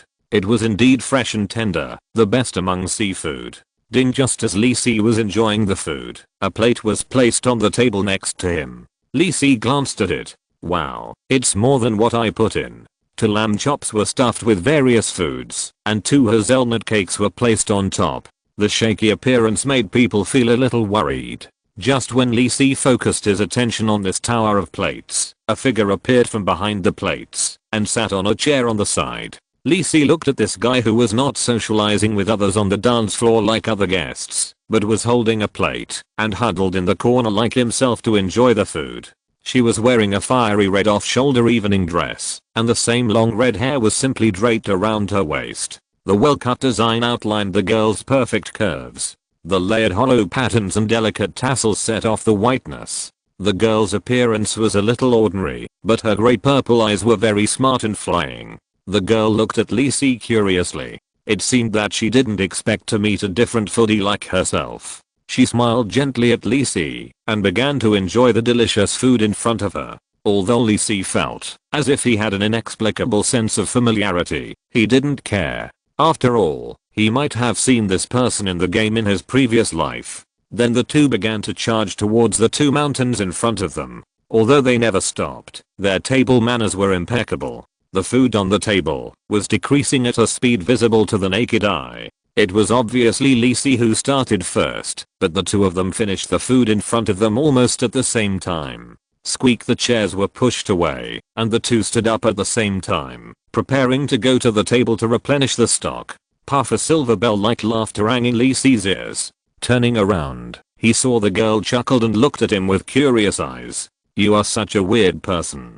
Don't most people come to such parties to meet those dignitaries? Why are you hiding here to eat? Lisi glanced at the plate in the girl's hand and said speechlessly, you are the same. I'm just too lazy to flatter those people. I'm different. The girl waved her hand. I came here with my friends to broaden my horizons and eat something delicious. I heard that the Golden Vine Flower Chamber of Commerce specially arranged a caravan to go to Birditch in the east to purchase a lot of precious ingredients for this party. I don't want to miss it. What the girl said at first was quite normal, but what she said afterwards exposed the fact that she was a foodie. That's right, the Birditch sweet shrimp salad is good. I'm going to order some more. When talking about food, the girl's eyes even lit up. Right. It's great. You can't buy it, even if you have money. Lisi also got interested in talking, but I think Burdick sweet shrimps should taste even better when made into golden shrimp balls. The girl was a little surprised. Golden shrimp balls? What is that? Is it a dish? I didn't realize you can cook. Of course. Lisi, who grew up in an orphanage in his previous life, has mastered good cooking skills. I hope everyone can follow me. Thank you.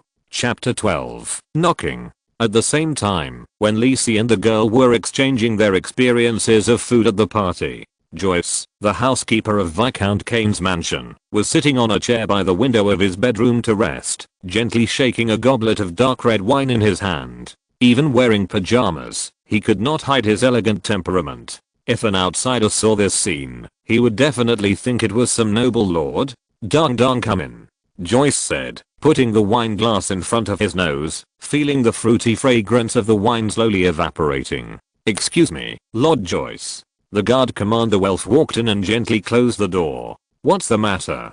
Joyce didn't even look at Welf, as if the wine in front of him was more worthy of his attention than Welf. Welf recognized at a glance that the wine in Joyce's hand was the Muge wine produced in the Thousand Windhills in the south of the Kingdom of Fez. It was highly sought after for its unique fruit fragrance and delicate taste, and a simple bottle cost hundreds of gold coins. Of course, Welf himself had never drunk such luxury goods. He could only recognize it thanks to the highly recognizable green wine bottle placed on the small table next to him. However, Welf did not think anything was wrong with Joyce's enjoyment of this expensive wine. Instead, he replied respectfully, "It's about Master Lisi." Oh. Joyce turned his head to look at Welf and said slowly, "I remember that Master Lisi was practicing weapons with you. What happened?" "No big deal. Master Lisi learns very quickly and very seriously, but..." Welf lowered his head and said carefully, "Master Lisi seems to be very impatient. Although he learns very quickly, he immediately switches to another weapon as soon as he gets familiar with one weapon. What he learns is basically just fancy stuff. Everyone is also very helpless, and Master Lisi has to do experiments until very late at night these days, and everyone can't rest well."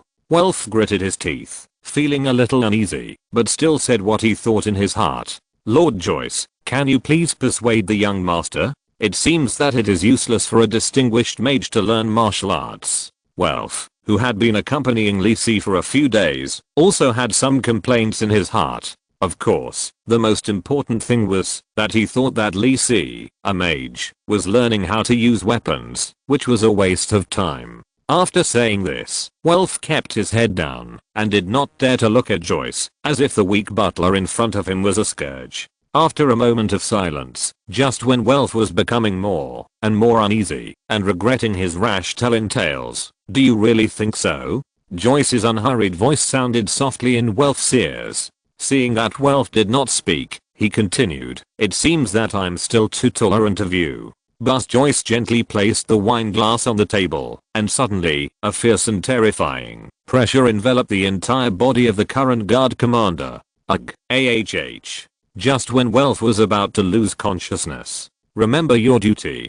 Joyce's fingers tapped on the table again and again, but Welf felt that every tap was a hammer on his heart. "Master Lisi's words are orders, even if it means sending you to die." Joyce stopped tapping his fingers, looked at the sweaty golden warrior lying on the ground in front of him, and said in a cold tone, "Otherwise you will know that death is the happiest thing."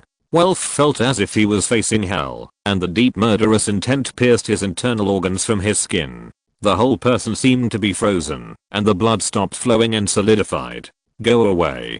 Without waiting for an answer, Joyce was too lazy to look at Welf again, and waved his hand. Welf groaned, and the whole person suddenly flew into the air, and was thrown out of the window beside him. After doing all this, the old butler was still so calm, as if the horrible method just now was not performed by himself. Joyce stared at the dark red wine flowing back and forth in his hands with deep eyes, continuing to savor the intoxicating sunshine and rain aroma of Muge wine, but he didn't know what he was thinking. "Arcanist, Number 116 Feast Street. Lisi had no idea that his guard commander had been severely reprimanded by the housekeeper for reporting him and was happily exchanging food experiences with the foodie girl he met at the party. This wave belongs to the get of people in the same industry. So there are actually many ways to make golden silk, egg shreds, potato shreds, and even noodles. Of course, my favorite is made with potato shreds, which complements the smooth and tender taste of shrimp balls. Lisi said endlessly. Oh, it must be delicious. The girl looked at Lisi, who seemed to be glowing with admiration and did not hesitate to offer her admiration. She glanced at the Birditch sweet shrimp salad on the plate and suddenly felt that it didn't smell so good. The girl's eyes rolled around and she stretched out her white and delicate little hand and said to Lisi, "Nice to meet you. My name is Yaya." Lisi didn't care about this obviously disguised pseudonym. He gently held the little hand handed over by the girl with his right hand in a gentlemanly manner and lowered his head to kiss it. "I'm Lisi Kane. Nice to meet you." Yaya looked at Lisi in surprise and laughed. "Dear Mr. Lisi Kane, I'm not married yet. Hasn't anyone told me that it's very rude to kiss a girl's hand?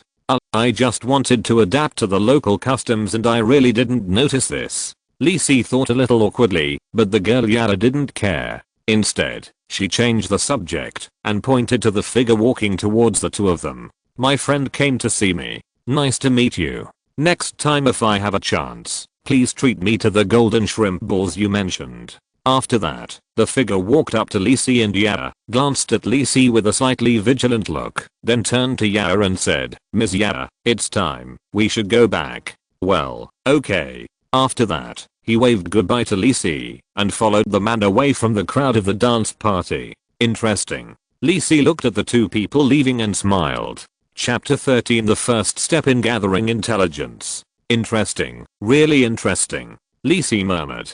The girl named Jada just now was very strange. Judging from her behavior, she had obviously received aristocratic etiquette education, but at the same time, she gave him a feeling of freedom and uninhibitedness. This was very contradictory, and when he stroked the girl's slender hand just now, although it was well maintained, he could clearly feel the girl's tough palm and the fine calluses formed by long-term use of weapons, which seemed to be inconsistent with her status as a noble woman. Moreover, the man who left with the girl just now was the youngest son of Duke Hader, Yazan Hader, who Mora mentioned when introducing him to her. Seeing Yazan Hader's cautious eyes looking at him, and the faint respectful look in his eyes towards the girl, all reflected Jaz's unusual status. Shaking his head, Lisi stopped thinking about these things. Maybe they would rarely meet in the future. As for the golden shrimp balls that the girl wanted to eat, let's talk about it when we are destined to meet.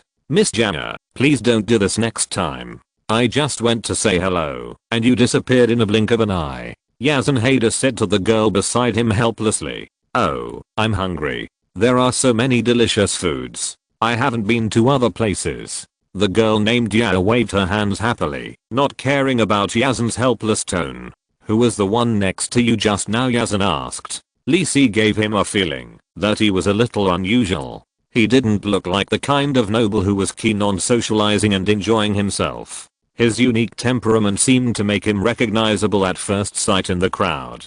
He said his name was Lisi Kane, and he seemed to be a very good chef. Yara thought for a while and said, "Lisi Kane." Yazan thought for a while, automatically ignored the second half of the sentence, and said in confusion, "Is it the Viscount Kane?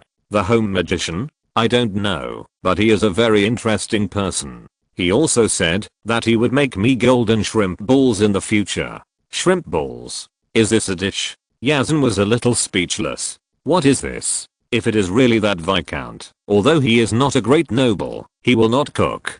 Jana didn't care about Yazan's thoughts at all. She hummed and tapped her feet as she walked on the night street. Her fiery red skirt bounced, just like the girl's mood at the moment. Yazan had to follow the girl's footsteps closely. Although Miss Jaya's strength was far superior to his, and she had magic props to conceal her appearance, if someone really didn't have the eyes to bump into her, then his protection would be at a disadvantage. Finally, after finishing her father's speech, Mora finished the first round of dance with the shy noble lady, then stepped back to give up her position, and left the center of the ball. Mora had a friendly smile on her face and shuffled among the crowd in the banquet hall, as if looking for something. Good guy, I'm so tired up there, and you're hiding here to eat? Mora finally found Lisi hiding in the corner. Looking at the plate and leftovers in front of him, he knew that this guy had been here all along. Your birthday party, do you want me to go up and say a few words? Lisi was concentrating on finishing the chocolate vanilla ice cream that had just been served. He had to say that being able to feel this touch of coolness in the heat of June should be made with the assistance of ice magic or ice magic stones. It was indeed luxurious, but I liked it. Mora waved to his waiter to help him get some food, took a sip of golden champagne, exhaled deeply, and looked at the lively scene in front of him. You know that celebrating my birthday is only part of the reason, and the main reason is to provide an occasion for socializing. Ah, yes. Yes, Lisi was too lazy to pay attention to this guy. He dared to guarantee that if he didn't give him a birthday party, this guy would worry about whether his own chamber of commerce would go bankrupt. You guy. Mora punched Lisi, but he didn't use much strength. But it's really rare for you to come this time. This is your first time to attend a party at my house. Lisi recalled that it seemed to be the first time in the past, except for the annual party that the royal family could not refuse. He seemed to have never attended any party, so other nobles thought that Viscount Kane was not sociable. Let's not talk about this. Where is Bernie? I came but he didn't. I heard that it seemed that the research in the school's magic workshop was at a critical moment. He was too busy to leave, but he asked someone to tell me and brought a gift. Mora reached out to show Lisi. On the index finger of his right hand, he wore a ring inlaid with transparent gems, emitting a trace of magical brilliance. Iron armor ring, enchanted with 3-ring iron armor, can be used 3 times a day, and the most rare thing is that it can be automatically triggered when encountering danger. Thoughtful. This protective ring is worth hundreds of gold coins. Bernie knows that his family conditions are average, and it must have taken a lot of effort to give such a valuable gift. What about yours? Mora did not hide it at all and reached out to Lisi. Your surprise is not ready yet, but it will definitely satisfy you. Lisi spread his hands. He did have some ideas that he wanted to implement with Mora and Bernie, but they were not mature yet and would take some time. Okay, then I'll wait a little longer. Mora believed that Lisi would not fool him on this. I do have something to do. Can you help me? Lisi said to Mora. What is it? New experimental equipment, magic ore or magic pattern scroll? Mora replied casually. In the past, Lisi asked him to help just to buy these items, not to buy things. I want you to help me collect intelligence about Kangwang City, mainly the price levels of various commodities, abnormal events that have occurred, etc. Lisi said carefully. He still knew nothing about the mastermind behind the scenes. He only knew that they would assassinate nobles including himself at the sacrifice festival celebration 3 months later. He could only see if he could get any clues from Mora. When did you start to care about this? Mora looked at Lisi with a little surprise. I have my own use. Lisi didn't want to elaborate with Mora. After all, he couldn't say that he had predicted that he would be assassinated 3 months later. That would only be regarded as nonsense, and it might even alert the enemy if it was spread out. Seeing that Lisi didn't want to talk, Mora stopped asking. After all, helping a brother was nothing, not to mention that it was just a small favor. Okay, I will give you a copy of our Chamber of Commerce's weekly intelligence, but it can only be those that do not involve the Chamber of Commerce's secrets. I will also help you keep an eye out for other intelligence and send it to you if there is any. Thank you. Lisi nodded. He also thought about asking servants or guards to help him collect some intelligence, but this was too inefficient. It would be better to ask Mora to help. The Golden Vine Flower Chamber of Commerce is a famous large chamber of commerce. It has its own department dedicated to collecting intelligence. You know, businessmen are very concerned about all kinds of intelligence. After all, there may be huge business opportunities and golden coins hidden behind ordinary information. Let's not talk about this. Look at that. That's the second daughter of Count Syenqi. That's a tempting rose. How about it? Are you moved? Mora, who had just been normal for a while, relapsed into his old ways and became frivolous. Lee Si sighed and was ashamed to be with this person. My deck is so big, brothers. Can you give it a collection and read it later? Plus, Chapter 14 competition. In the morning, Lee Si woke up from his sleep in the Kane mansion. He got up from the bed and stretched his body vigorously. His bones and joints creaked a few times. Last night, he drank a few glasses of wine with Mora. The feeling of being tipsy was not bad. After returning, he fell asleep without meditation. The fatigue brought by several days of intense exercise seemed to have disappeared. The whole person was refreshed. Today's breakfast was vegetable cheese pancakes with blueberry oatmeal porridge. It should be that Joyce knew that he had eaten a lot last night, so he specially ordered the kitchen to make something simple and refreshing. Master Lee Si, this is today's letter. There is a formal letter from the Royal School of Magic of Feast, which may be more important. Joyce stood beside Lee Si as always and handed the letter to Lee Si. A letter from the school? What's the matter? Lee Si looked at the letter in front of him in confusion. He didn't remember why the school sent him a letter, since the Royal School of Magic of Feast, where he studied, was named after the kingdom. It proved that it was the best magic school in the kingdom. I entered school at the age of 10. The Royal Academy of Fez does not have a fixed teaching model. It pursues the concept of free development. Students who enter the school in the same year are classmates. It is a bit similar to the elective course system of universities in the previous life. You can choose to audit the courses you are interested in. The only restriction may be that you must reach the intermediate level of magician to graduate. So in the school, you can see the strange sight of 10-year-old boys and middle-aged people in their 30s and 40s attending classes in the same classroom. But I haven't been to school for a few months. What can happen at this time?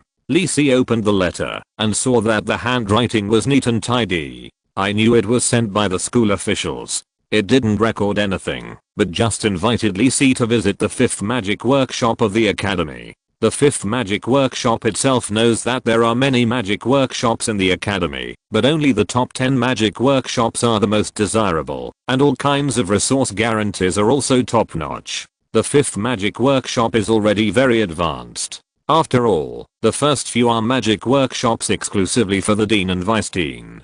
But why invite me to visit? I haven't applied for it yet. Forget it, I'll go and have a look when the time comes. I'm also curious about what advanced experimental equipment and novel research projects there are. Lee Si stuffed the last pancake into his mouth in a few bites. Suddenly, he wanted to eat the pancakes from his previous life. He could study them carefully after he solved his worries. The morning training time passed quickly, but what puzzled Lee Si was the change in his accompanying guards. Dyson was no different. He was as respectful and patient as always. His guard leader Elf was a little different. He was a little reserved and arrogant before, but now his attitude was exactly the same as Dyson. Lee Si even felt that there was a hint of fear in Welf's eyes. Lee Si didn't know how much damage his butler had caused to Welf's young mind last night.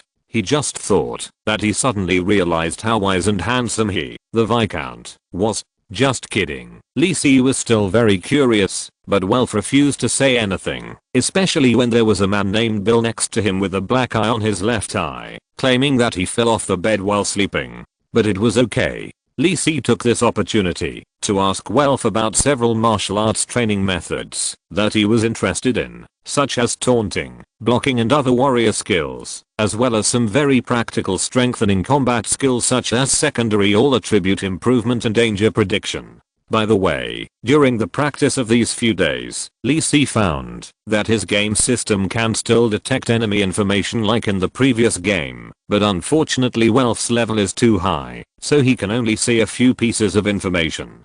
Based on your level, you get the following information: name, Welf race, human level, 102 HP, mana, main occupation, shield warrior, secondary occupation, treasure hunter talent, stone, gold level talent. When using a shield, gain a 30% increase in blocking effect and a 30% increase in strength attributes. Danger level, extremely deadly. Comment: it's a 30-70 chance between him and you. He hits you 3 times, and you hit him 7 times. It seems that Welf has just broken through to become a gold warrior and doesn't have much time, but he can still control himself. Although I have gained a lot of experience points from meditation during this period, if I use all of them on leveling up, I can only level up by about 3 levels, which won't make much difference at all. Sure enough, the fastest way to level up is still to kill monsters and complete tasks. Lee Si missed the days of working hard in his previous life. Although the current noble life is very comfortable and easy, and there is a sweet little maid, I still prefer the adventurous life full of surprises and surprises. Forget about being a otaku for now. After I master the mastery of all martial arts feat, I can start the next plan. Although I have fought with the guards in the past few days, I have been learning martial arts to improve my proficiency. I haven't had a serious battle yet. Thinking of this, after a short rest, Lee Si said to DSEN who was standing beside him, "DSEN, come, let's have a competition and test my strength." DSEN hesitated for a moment and then agreed. To be honest, he didn't think he would lose, but just thought about how much strength he should use. Should I sell a floor later to let the young master win? Lee Si looked at DSEN's somewhat tangled expression and knew what he was thinking. I can use magic, and it won't look good if you, a mid-level warrior, lose. DSEN heard this, his face became a little serious, and he took a defensive posture with his sword, waiting for Lee Si to make the first move. I have never fought with a mage before. After all, among all extraordinary professions, the difficulty of getting started with a mage is the highest. In the bronze and silver stages, compared with the large number of warrior professionals, the number of mages is quite scarce. At most, I have only faced the bombardment of their innate magic when I was fighting against monsters, and I have no experience in fighting against formal mages. Ding, limited challenge mission triggered. Goal, defeat Silver Warrior Dyson. Reward, depends on the completion of the mission. Oh, the limited mission has been triggered, so we must win. Lee Si saw that Dyson was ready, and he held the long sword that he had just mastered and began to chant magic. Although he did not use a magic wand and did not have the corresponding power bonus and auxiliary casting, Lee Si still released the spell smoothly. Secondary deflection, field spirit, armor, magic, aura, blessing, precision strike, bear's tenacity, cat's grace, ox's strength, fox's cunning, owl's wisdom. Regardless of whether it was useful or not, Lee Si blessed himself with all the buff spells he could use, and for a while, the whole person was flashing with the brilliance of various colors of magic. Dyson did not move, quietly waiting for Lee Si to finish casting the spell, but Lee Si's operation later made his face change. Lee Si raised the knife, muttered to himself, and a white glimmer representing martial arts flashed on his body. Martial arts, secondary all attribute enhancement martial arts, resistance enhancement martial arts, danger prediction. Warriors have relatively few protective and enhancement combat skills, but after using this set of magic and martial arts, Lee Si felt a sense of emptiness in his body. He had spent a lot of mana just practicing, and this set also emptied a lot of Lee Si's mana slot. After all, he doesn't have much mana now, and he doesn't wear the corresponding magic props and equipment. DSEN looked at Master Lee Si, who was almost protected to the extreme, and couldn't help but feel a little scalp numb. I didn't expect that in just a few days, Master Lee Si could learn and use the martial arts he showed. This is a bit scary. DSEN knew that some special transfer functions can use the skills of 2 basic professions, such as the magic swordsman, who can use magic and martial arts at the same time, but these are only those with extraordinary talents. After most people determine their main profession, it is basically impossible to learn the skills of other professions. Could it be that Master Lee Si has that kind of top talent? DSEN didn't dare to neglect it. He gave up his original plan not to use martial arts, and also blessed himself with the gain state. Here I come. Lee Si flashed and rushed towards Dyson. If you're listening to this novel on a channel other than Fanfic World, it means they downloaded and uploaded it without effort. We cordially invite you to visit our channel, Mundo Fanfic Novelos. There you'll find the original version of this story and you can explore many other novels of various genres. We're waiting for you to immerse yourself in a world of incredible novels. Chapter 15, Victory. Lee Si quickly approached Dyson and slashed at Dyson's shoulder. With the blessing of many magic and martial arts, even though Lee Si is not a thief and his main attribute has not been corrected, his speed at this moment is quite good. Ding ding ding, Dessen is a silver warrior after all. He has absolute advantages in all attributes except intelligence. Naturally, he easily blocked Li Si's continuous multiple slashes. With a flick of his wrist, he pushed the long knife away, but did not pursue the flaws revealed by Li Si. Instead, he took 2 steps back and repositioned himself to wait for Li Si's second wave of attack. Li Si moved his wrist. He used too much force just now. He was not proficient in the technique of unloading force, so his wrist was numb from the shock. Looking at Dessen in front of him, who was looking at him seriously, but did not take the initiative to attack, he grinned and stretched out his index finger forward. Fireball. A solid orange-red fireball the size of a football was generated in front of Li Si and flew towards Dessen. As the most handy skill in his previous life, Li Si was familiar with all the techniques of using the fireball, so the power of this fireball should not be underestimated. Dyson was a little uncomfortable with the actual martial arts duel just now, and suddenly a spell flew towards him. However, his well-trained body reacted quickly and dodged to the right. Before the warrior profession broke through the gold level, it did not have the ability to directly break the spell, let alone directly resist the bombardment of the spell like a legendary warrior. Boom. This fireball hit directly where Dyson had just stood, and a big pit was blown out of the compacted ground, and the turned over soil was burned black. Dyson dodged the bombardment of the fireball, and as soon as he stood firm, he helplessly found that a group of ice blow long arrows condensed in front of Li Si, and then quickly flew towards him. Ice arrow. Something is wrong. Even if Dyson had never fought against a mage directly, he knew that the spell used by Master Li Si was wrong. Too fast. In the instant, when he dodged the fireball, Li Si had already cast another spell. This casting speed was too fast, not to mention that Li Si was not using a staff now.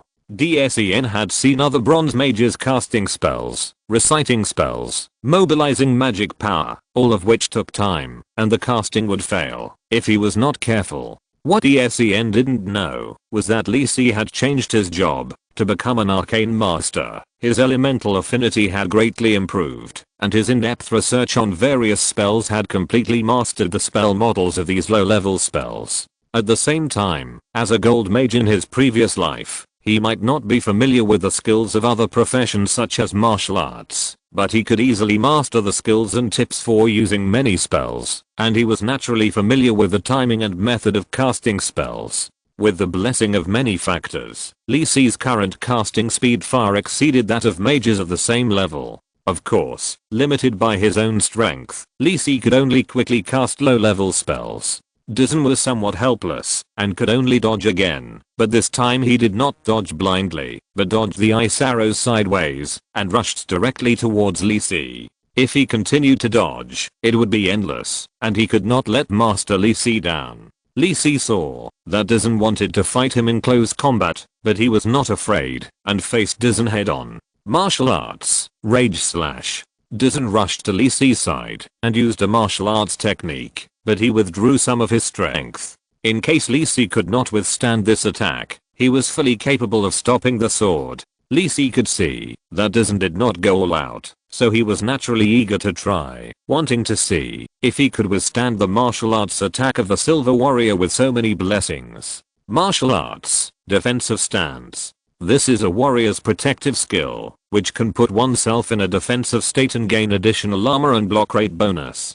Clang, the long sword hit the knife in Li Si's hand heavily. Li Si gritted his teeth, leaned back slightly, and barely took the attack. Even though he had many magic and martial arts to enhance his power, and he also used defensive martial arts, Li Si almost lost his grip on the knife when Dessen was holding back. Li Si used his power to jump back and get rid of Dessen's subsequent attack. Sure enough, the huge attribute gap and rank suppression made it very difficult for low-level professionals to challenge higher-level professionals. His body, which had just been trained for a period of time, began to feel sore and weak. His half-baked martial arts were not very useful now. It really didn't work to fight head-on, so he had to use spells as the main method. Li Si threw the long knife in his hand at Dessen. Dessen didn't expect Li Si to give up the weapon in his hand, and quickly swung his sword to knock the long knife away. While Dessen was defending, Li Si's hand flashed with light and took out the shield he had prepared in advance from the storage ring. He rushed forward, the light of fighting spirit flashed, and he held the shield tightly with both hands, and slammed it into DSEN's face. Martial arts, shield slam. DSEN only had time to raise his sword to block in front of him. Bang. Even though Dyson, as a silver warrior, has a certain resistance to low level skills, he is not completely immune to the stun effect of shield slam, and enters the shortest stun state. This is exactly the opportunity Lee Sin wants. He threw the shield to the ground and took out his main professional weapon, the emerald staff, from the storage ring again. The emerald green light flashed, worthy of being a gold level equipment. Although Lee Sin cannot fully exert the effect of the staff, the amplification effect is significant enough. Debilitating ray, stun, slow, greasy. The emerald gem on the top of the staff in Lee Sin's hand flickered, and the magic power stored in it was guided out, constantly replenishing Lee Sin's mana consumption. Even so, Lee Sin felt that he was about to collapse. In the short time since the start of the battle, he had released nearly 20 spells. Even with the magic power replenishment of the magic gem, he was almost exhausted. But he had already made the final preparations. The weakness ray was one of Lee Sin's favorite spells in the early days of the game in his previous life, because it not only reduces the enemy's attack power, but also has the effect of weakening the enemy's toughness and elemental resistance. Stun, slow, and grease are Lee Sin's most handy 3-piece small control set. Especially grease, as long as the enemy has not recovered from the first 2 control spells. As long as he accidentally falls, that will give Lee Sin more time. After all, falling down does not affect personal resistance, especially for warriors. How can they use martial arts when they fall to the ground? Although this set of small combos does not cause any direct damage, as long as you are hit, you can't make an effective resistance in a short time. It's like a turn-based game. I move, you move, I move, I move, I move, I move. Dyson had never encountered this kind of play before, and he perfectly took all the control, and there was no way to counter Lee Sin's subsequent spells. When he recovered from the dizziness, Dyson felt that his body seemed to be rusted, and his speed slowed down a lot. Just as he took a step back to distance himself, his feet slipped, and he lost his balance, and fell to the ground. Dyson didn't bother to get up, and hurriedly grabbed the long sword to deal with Lee Sin's subsequent attack. But when he looked up, he had no other ideas. He saw Lee Sin standing about 2 meters away from him, with his staff slightly leaning forward and pointing at him, and a blue flame ball quietly floating in the air. Unlike the normal fireball spell, it was not full of burning and bursting feelings. Instead, the blue flame flowed back and forth on the surface of the sphere like running water, as if there was no threat. But just a glance, all the hairs on Dyson's body stood up. The warrior's intuition was constantly stimulating himself, telling him the horror of this spell, and he couldn't take it at all. Looking at Lee Sin, who was quietly standing aside, his face was pale, but he didn't make any other moves. Dyson knew that, as long as Master Lee Sin wanted, the breath he just fell to the ground would have been enough for him to die 8 or 10 times. He tightened his grip on the long sword, threw the weapon aside, and bowed his head to Lee Sin. Master, I lost. Ding, you defeated the Silver Warrior Dyson with a week, and the limited challenge mission is completed. You get, please read and collect. Thank you readers. Chapter 16 Generous Rewards. Lee Sin was relieved to see that DSEN no longer resisted, and chose to give up. To be honest, his mana was running low, and he was about to give up. He looked at the blue fireball in his hand, and threw it directly into the open space far away from the crowd for the sake of convenience. Boom. A deafening explosion sounded, and the compacted ground was as fragile as tofu under the direct bombardment of the blue ball spell. A deep pit several times larger than the previous fireball spell appeared in front of several people. Master Lee Sin, it's too scary. DSEN was still lying on the ground, staring blankly at the deep pit, scorched by blue flames not far away. The terrifying high temperature could be clearly felt even from such a distance. If this blow falls on me, I might not even have any residue left. Is he really a junior mage? Welf, who watched the entire battle process from the side, clearly felt the power of the spell just now. The feeling of panic made him understand that this spell could even pose a threat to him. Who am I? A golden warrior. Even among the warrior profession, which has the largest number of people, high-level warriors can be considered top-level combat power in the entire kingdom, and there may not be one among 10,000 warrior professionals. It stands to reason that elementary spells cannot break through one's own fighting spirit defense, but it is obvious that the strange blue fireball in Lee Si's hand can break through the defense and cause damage to himself, which is incredible. If he was so respectful to Lee Si before the competition, because of the butler Joyce, then now Welf really has some fear of his viscount from the bottom of his heart. As for Bill next to Welf, his face was pale and his legs were weak, and he almost collapsed to the ground. Lee Si didn't care about the look of the guard next to him. While taking a deep breath to calm his heart, that was beating wildly in the battle just now, he checked the system prompt that just appeared in front of him. You defeated the strong with the weak, and defeated Dyson, completing the limited challenge task, Judgment, cross-level challenge. Judgment passed, reward increased. Judgment, all-out battle. Judgment failed. Dyson did not exert 100% of his strength. Reward decreased. Judgment, hidden, no injury victory. Judgment passed. Reward increased. Task completion 110%. Reward issued. You gain 330,000 experience points. You gain the expertise. Fearless challenger. Low level strong body you.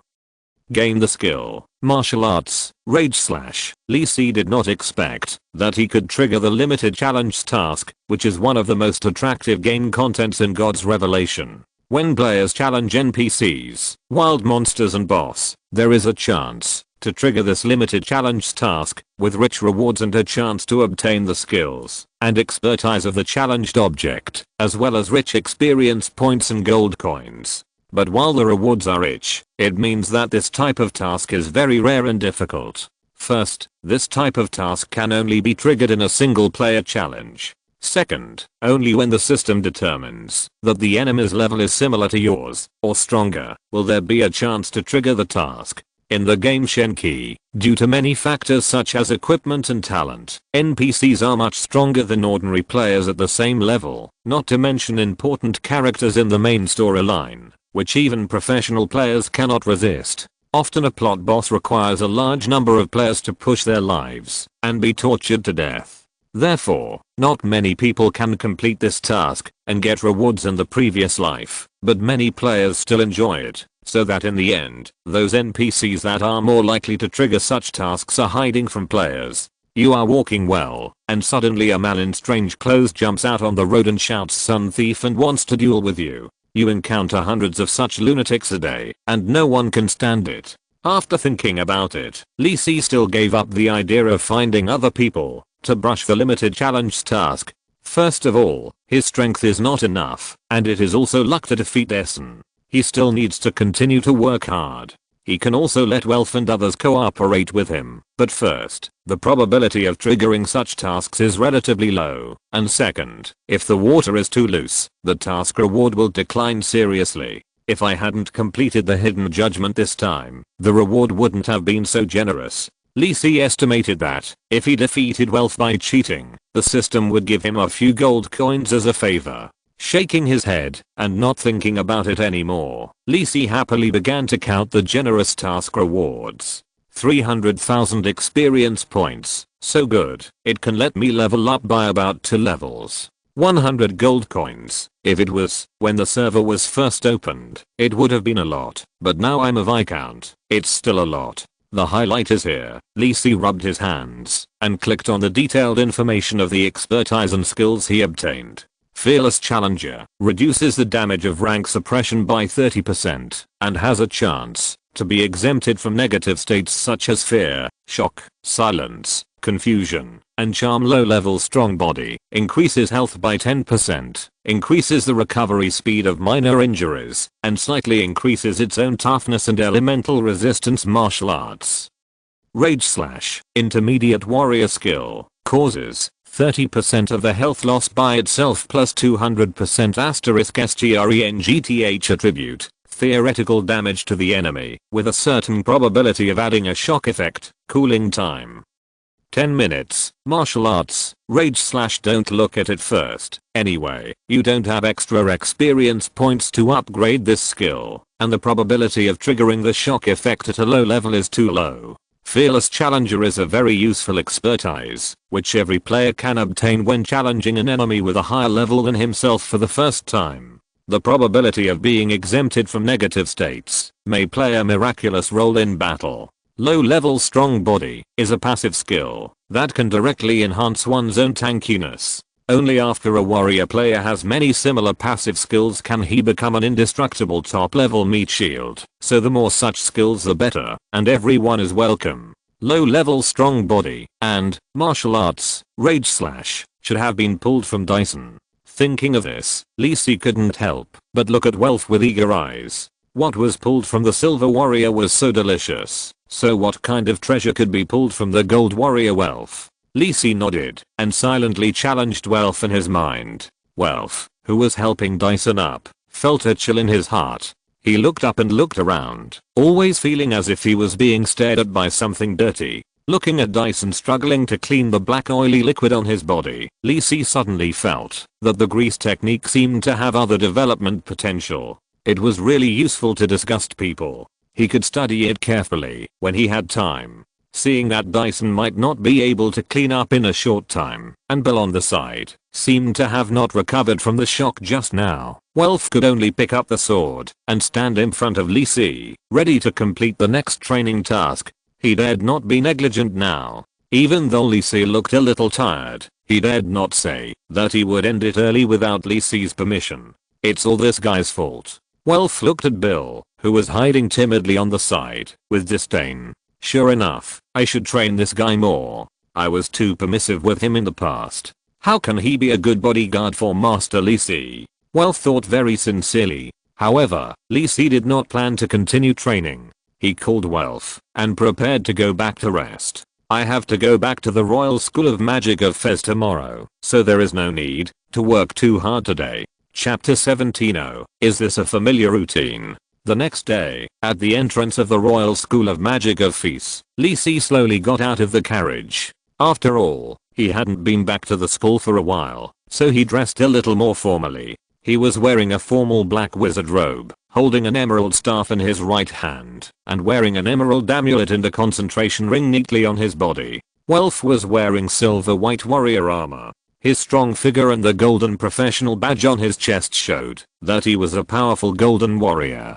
Today, Welf volunteered to follow Lisi to the school. According to him, Master Lisi hadn't been back to school for a long time, so he wanted to follow the master to help support the scene. Lisi himself didn't think it was necessary, and he wasn't the kind of person who was particularly ostentatious, but seeing Welf so active, he didn't say no. Lisi had studied in this school for 7 or 8 years, so he was naturally familiar with every corner of the school. He took Welf to the direction of the 5th magic workshop. Looking at the bronze gate and mottled dark green brick walls of the school that were out of tune with the surrounding buildings, it felt like there was a sense of years in the air. It is said that the history of the Royal School of Magic of Fez can even be traced back to before the establishment of the Kingdom of Fez, but it was just renamed by the new royal family. Anyone who comes here must get off the car and walk into the school. Even the king is no exception. The reason for this rule is that the dean of the magic school stipulated it.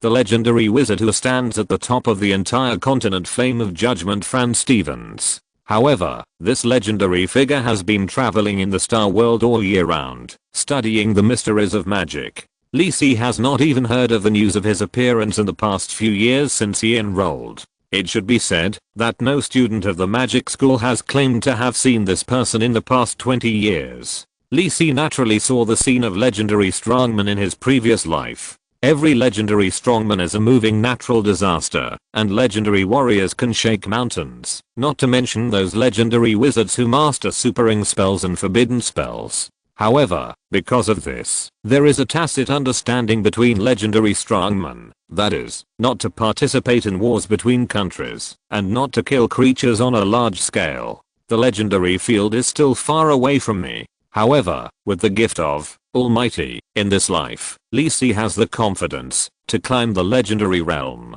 Just when Lee Si was thinking, an inappropriate voice suddenly interrupted Lee Si's thinking. Isn't this our distinguished homebody Viscount Lee Si Kane? Why did you dare to come out of the house today? This slightly harsh voice made Lee Si look towards the place where the voice came from with some curiosity. What the hell? This annoying speech and tone. Is he going to enter the plot of pretending to be awesome and getting slapped in the face? There were just 5 or 6 people wearing academy wizard robes standing on the side, about the same age as himself, and it seemed that they just happened to pass by. Lee Si did not answer, but looked at a few people carefully. These people seemed to be familiar, with a slightly arrogant look on their faces, but the wizard robes on their bodies were a little wrinkled and white. Seeing the puzzled expression on Lee Si's face, the freckled boy who was acting weird just now couldn't hold back anymore and said bitterly, as expected of you, Lord Viscount, you are so forgetful that you can't even remember your classmates? The people standing around him seemed to share the same feeling, and looked at Lee Si with hostile eyes. Lee Si looked at them carefully again, turning over the memories that had long been thrown into the trash in his mind. Oh, aren't these the people from the Mutual Aid Society? What's the matter? Do you want to see me? Lee Si narrowed his eyes and looked at them with a clown look. I remembered that these were the people who entered school at the same time as me. Although they were from common people, they had good magic talents and passed the entrance test smoothly. After entering school, these people began to huddle together for warmth, claiming that they were nobles and wanted to come to the magic school to seize their resources, and they were quite hostile to me and Mora. The original body had always been obsessed with studying spells and had never paid attention to these people. Moreover, although they were hostile to me before, they had never provoked me like this in front of me. I haven't seen you for a while. Has your sex changed? Oh, I remember. What's up? Lee Si looked at these people with a smile, not angry at all. Why would he be angry with the little brat? Other freckled young man in the lead was named Johnny. He wanted to provoke Lee Si and make a bet to achieve his goal after provoking Lee Si's anger. For this reason, the few people who knew that Lee Si would come to the academy today had been waiting for a long time on this road, but they didn't expect Lee Si to not respond at all. If you are alright, I will leave. I still have to go to the 5th magic workshop. Lee Si saw that the few people were stunned in the same place, which was a bit interesting. It seemed that they came to find him on purpose, so he made a gesture to leave. Seeing that Lee Si was about to leave, the few people were a little anxious. If they let Lee Si go to the magic workshop directly, wouldn't their efforts in the past few days be in vain? Johnny directly blocked Lee Si, gave up other excuses and said directly, you are not allowed to leave. Today you must give up the assistant qualification of the magic workshop, which originally belonged to Brother Camus. Assistant qualification? Did you write to me to come to the 5th magic workshop just for this? Lee Si pondered in his heart, but still said calmly, oh, why should I give up? Tell me. That originally belonged to Brother Camus. Brother Camus is so outstanding. He applied so many times and was rejected. Why can you be selected? What's more, it's useless to give you this qualification. You spent so many resources, but are still a poor student standing still. Johnny said hurriedly. Even if it's a waste, it's my business. Why should I give you that, Brother Camus? I don't want to waste time with you. Do you dare to have a wizard duel? The stakes are the assistant qualification. Lee Si looked at the person in front of him who was staring at him with some amusement. It turned out that he was a little wizard who had been living in an ivory tower. How could he be so naive? I'm very curious. Why do you think I would duel with you? Don't you have any sense of honor as a noble? Johnny felt something was wrong. Why did Lee Si seem different from before? Although he used to be a taciturn person, he would never refuse a duel with a mage. He was such a person who was keen on anything related to magic. But Lee Si in front of him seemed to be a different person. The monkey-like look made him feel particularly uncomfortable. Lee Si yawned. A duel is fine. What price can you pay? Johnny thought for a while. If you win, then all of us will go around you in the future. Are you kidding me? Lee Si laughed and was about to turn around and leave. Who has the time to waste time with you here? Seeing this, Johnny hurriedly stopped Lee Si. It seemed that he had to take out that thing. As long as Lee Si agreed to a duel with a mage, he didn't believe that he couldn't win. Li Si, who spent a huge amount of resources, was still at the middle level of a bronze mage. Gritting his teeth, Johnny took out the book from his wizard robe. Please read on and collect it, dear readers. Chapter 18 How Naive. Johnny took out a crystal clear gem that emitted a light blue light from his wizard robe. It seemed that a blue breeze could be seen flowing through it. He said, then I will use this azure gem as a bet for the duel, how about it? Li Si looked at the gem in Johnny's hand, glanced at him again, and said slowly, since you want to give me a gift, then I will naturally not refuse. Okay. Seeing that Li Si finally agreed, Johnny said excitedly, then let's go to the training ground. No, just here. After all, it will be over soon. Li Si waved his hand and said casually. Johnny naturally didn't care, so he agreed. Passers-by saw that there seemed to be a duel about to start here, and they all came over. Most of the people present were wizard students of the academy, and they were naturally confident that they would not be affected by the aftermath of the battle. Everyone formed a circle and left the middle field for the two dueling. You're so stubborn. Why don't you just show your qualifications? Seeing that Li Si had finally been fooled, Johnny said confidently and took his staff from his friend beside him. After all, he didn't have precious equipment like the storage ring. Oh, asterisk. Oh Li Si was in a good mood and even smiled and gave Johnny a magic duel salute. You won't be able to laugh later. Johnny controlled his magic power and chanted the spell skillfully. The wind element began to gather in front of him. Judging from the posture, he should cast the second ring spell Whirlwind Blade. But what surprised the onlookers around was that Li Si did not make any spell casting movements, but stood there waiting for Johnny to finish casting the spell. A crescent-shaped green wind blade appeared in front of Johnny and slashed in the direction of Li Si. Judging from the solidity of this wind blade, John is indeed one of the better students in his batch, and he has mastered this whirlwind blade quite skillfully. Li Si commented in his heart, watching the wind blade coming towards him, but still did not move. Just when the wind blade was about to hit Li Si, a figure suddenly flashed, and the wind blade was directly cut, and the broken wind dissipated in all directions. Welf, wearing armor, stood in front of Li Si, and the long sword in his hand was still flowing with a fine breeze, proving that it was this person who had just destroyed Yona's spell. Although the onlookers did not know Welf, his sword that broke the spell and the golden badge on his chest showed the identity of this intruder. Golden Warrior. Yeol naturally knew that the man in front of him was the guard who had followed Li Si from the beginning, but at this time he finally realized that this person was already at the top of the warrior profession. Although he was not as strong as the legendary strongman who stood at the top of the continent, it was certainly easy for him to control a junior magician like himself. Joel quickly stepped back, looked at Welf nervously, and turned slightly to Li Si and shouted, Li Si, what do you mean? Why did your guards intervene in the duel? Are you trying to cheat? Of course not. I'm a good citizen who keeps his promises and abides by the law. Li Si shook his head and looked at Joel helplessly. But you may seem to have forgotten my identity. Your identity? Joel seemed to have thought of something. His face suddenly froze and he couldn't say anything. But at this time, the spectators around him had already said the reason. Li Si is the court viscount, right? I remember that the royal family has a rule that if there is no advance restriction, people with noble titles can let their guards participate in the duel when participating in the duel. Yes, this is recorded in the laws of the kingdom, so I didn't violate the rules, right? Li Si looked at Joel with a smile, but at this time, Li Si's smile in Joel's eyes was like a demon with fangs and claws, mocking his ignorance wantonly. In fact, this rule is a backdoor reserved for the nobles. After all, even for the nobles who are keen on honor duels, few are willing to take the risk of fighting in person. Generally, they let the guards trained by the family take action instead.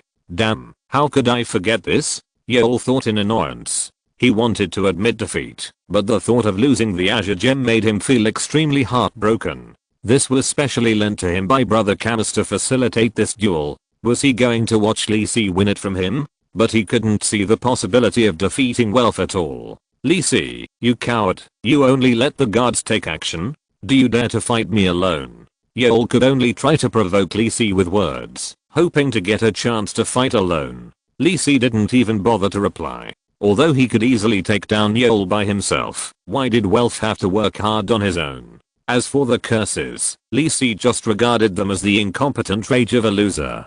Compared with the online trolls in his previous life, this aggression was simply kindergarten level. He didn't even have the energy to curse back, and felt it was a loss of face. Welf, deal with him, and get the bet back. Yes, master. Welf was also speechless. What were these people thinking? How dare they come up to provoke such an outstanding genius like his master? Welf completely forgot his act of secretly reporting on him the day before. After receiving the order, Welf was very straightforward. He appeared in front of Joel and kicked him. Ugh. Joel didn't have time to react at all and collapsed to the ground holding his stomach in pain. Welf took out the azure gem from Joel's chest and gave Joel his favorite slap in the face. Master Lisi could ignore this person's insults, but as the commander of the guards, he couldn't pretend not to hear them. Joel, who was hit hard one after another, fainted directly, and it seemed that several tooth fragments could be seen flying out of his mouth. After Welf walked back to Lisi, Yoel's companions dared to step forward to check his injuries. Repair moderate injuries. Suddenly, a man in a black wizard robe came out from the crowd and cast a healing spell on Yoel. His complexion also improved a little. He turned to Lisi and said, "Viscount Kane, are you a little too much? Why are you so heavy-handed? Oh, who are you?" Lisi tilted his head and looked at this person. This person did not follow Yoel to block him.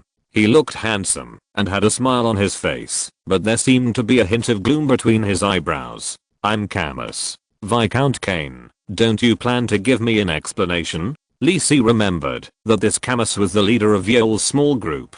He was considered excellent in the entire college and was admired by many teachers in the college. "Who do you think you are? I still have to give you an explanation?" Lisi looked at this Camus and replied unceremoniously. "This is at the Royal School of Magic. You asked the guards to hit so hard. Do you want to kill your classmates? What? Are you accusing me?" Lisi looked at Camus with a righteous look on his face and said, "First, this is a duel. I didn't break any rules. Second, since it's a duel, injuries are inevitable. This is just a lesson.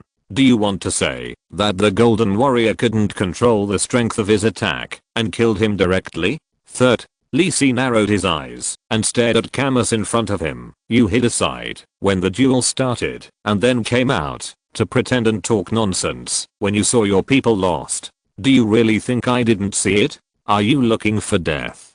Please collect and read it. It is really important to me." Chapter 19 The Temptation from the Mastermind. Camus had a gloomy face. He had never expected that Lisi would say it so bluntly, leaving him no room for maneuver. Camus helplessly calculated the current situation. Under the suppression of the Golden Warrior Welf, he had no chance of recovery. He had to pretend to care about Yoel's injury and carried Yoel with others to the college infirmary. Before leaving, he looked at the azure gem in Lisi's hand with great heartache. Seeing Lisi tossing the gem up and down like showing off, he gritted his teeth and turned away from the scene without saying a word. Lisi did not stop them, but just watched them leave quietly, as if thinking about something. The crowd of onlookers saw that the good show ended so anticlimactically, which made the crowd of spectators a little disappointed and gradually dispersed. Lisi saw that Camus and his group had disappeared from his sight, so he took Welf and continued to walk towards the 5th magic workshop. It was already a little late. Damn it. Damn it. Damn it. Camus found an excuse to leave the crowd and returned to his dormitory in the academy. As an excellent student, he was assigned a single dormitory by the school, so he was not afraid of others breaking in. Camus, who always smiled and treated people outside, finally couldn't hold back the expression on his face and fiercely swept all the things on the table. There was a ding-dong sound, and his face was gloomy and scary. After venting, Camus finally calmed down and thought about the consequences of this failed attempt. This time, the secret guidance of Joel and others should not be discovered, but what if the mission failed? There will be no such good opportunity next time. As for the assistant qualification, Camus didn't care at all. He secretly found out that Lisi was invited to the 5th magic workshop today and took Joel and others to accidentally meet Lisi. According to the plan, Joel, as a high-level bronze mage, was enough to test Lee Si's trump card, so it didn't matter if he lost. It was just a normal spell duel, and it didn't matter, even if the academy knew about it. But who knew that Lee Si didn't play by the rules at all? That shouldn't be the case. In my impression, Lee Si is a taciturn guy who only cares about magic research, and never looks like a noble viscount. How come he suddenly becomes a different person after not seeing him for a while? This is troublesome. The Lord asked me to test Lee Si's current strength and protective trump card, but he didn't even use magic in a duel. What else can I do? Camus pondered. Although he didn't know why the Lord asked him to do this, Lee Si was just a junior magician. Perhaps the only thing that people cared about was his noble status as a court viscount. Camus was confident that he could be countless times stronger than Lee Si under the same conditions as Lee Si. With such a noble status as the Lord, he should not care about ordinary nobles like Lee Si. And he also wanted to test Lee Si's protective trump card. Could it be that Camus suddenly shuddered and stopped his dangerous thoughts? What the Lord arranged for me to do, the game at the top, was not something that a small shrimp like me could participate in. I was just one of the people who were secretly trained by that person. If I hadn't been arranged to do this time, I would have no chance to meet that person. When he thought of this, Camus thought of the azure gemstone that was given to him, and he felt a pang of pain in his heart. Originally, this precious magic gemstone was a part of this mission. If he could successfully complete the mission, he would have the gemstone. Unexpectedly, not only did he fail to complete the mission, but even the gemstone was snatched away by that damned guy Lee Si. If it really doesn't work, then he can only do that. Camus thought bitterly, and a hint of madness appeared on his gloomy face. Welf, holding a sword, followed Lee Si on the quiet avenue of the college. Obviously, he taught those people a lesson, and got a high-level magic gemstone. Shouldn't Master Lee Si be happy? Why does he look so solemn? Welf was a little puzzled, but he didn't know what Lee Si was thinking. Lee Si didn't pay attention to Welf beside him. He was holding the azure gemstone he had just obtained in his hand, and his mind was still thinking about what happened just now. There is something wrong with that Camus. I received an invitation to return to the Royal School of Magic in Fez, and these people happened to meet me, and immediately decided to duel with me, and they could also take out an expensive high-level magic gem.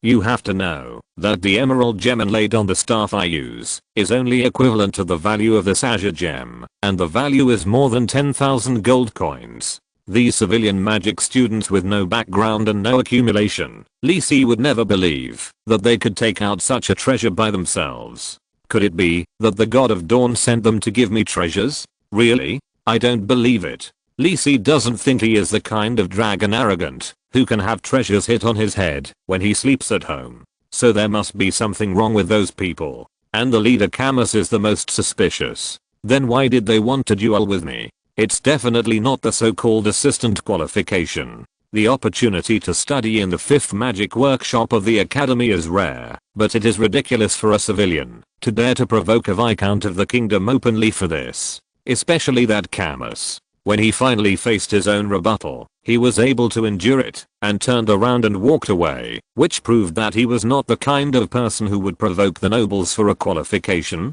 So since the duel was not for the qualification, and he had no other connection with them, their purpose was to duel with him. To fight with him?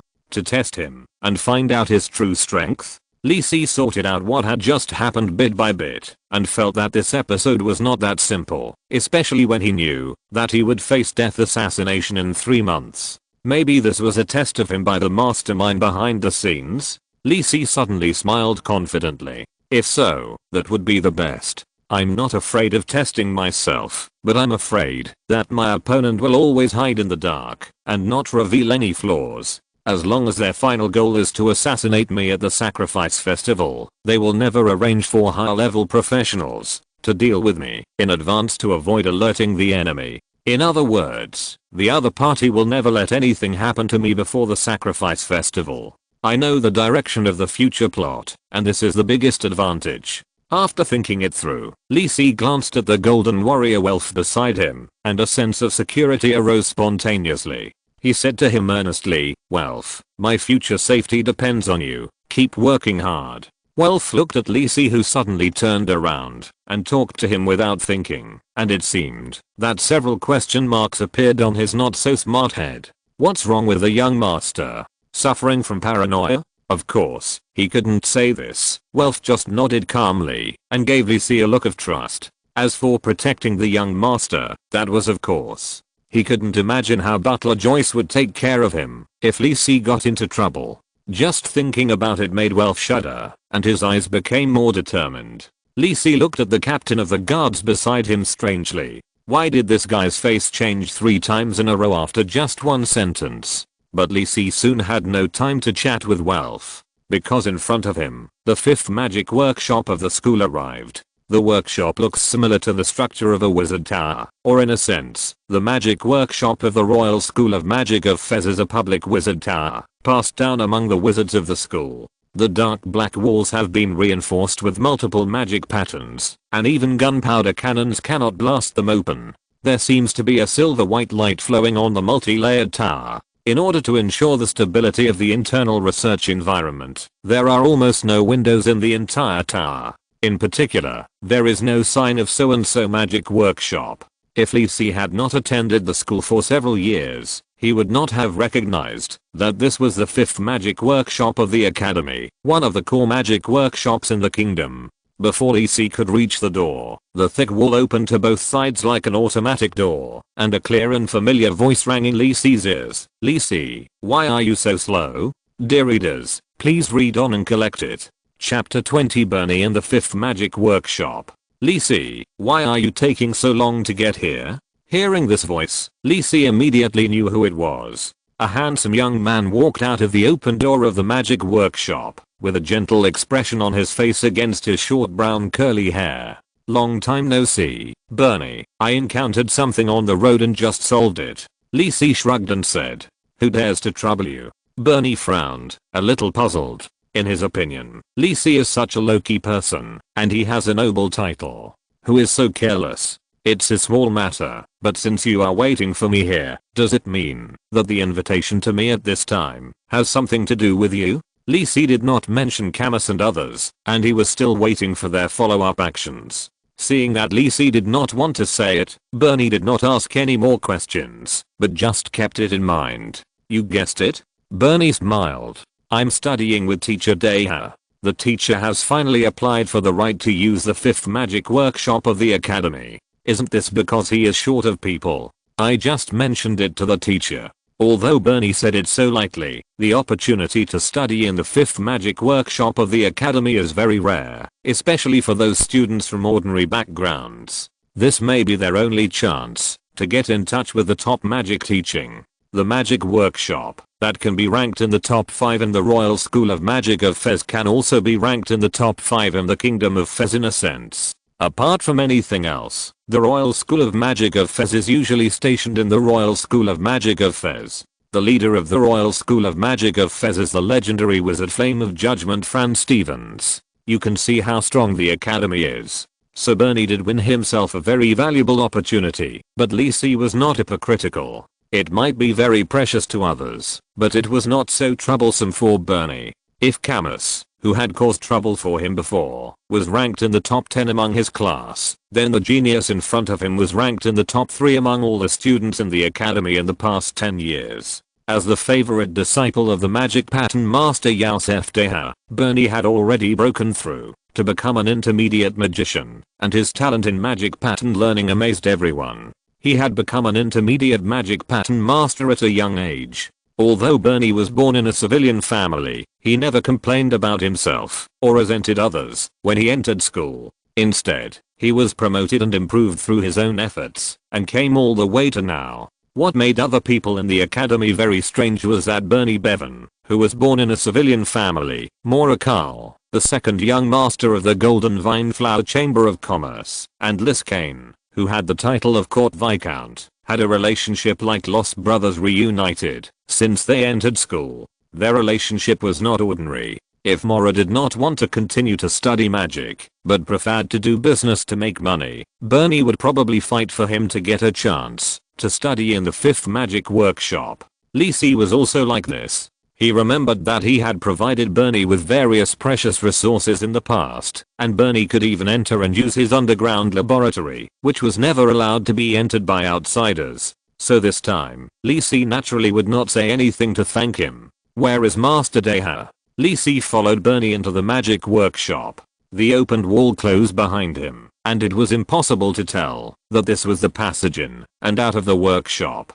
After all, the 5th magic workshop has just been applied for by the teacher, and there is still a lot of preparation work to be done. Bernie pointed to the various boxes of various sizes placed around the wall not far away and said, "The teacher has just debugged the magical intelligent life in the workshop. I guess he will apply for various resources from the college now. By the way," the magic light in Bernie's hand flashed, and a slightly cold female voice sounded. "Mr. Bernie, what can I do for you?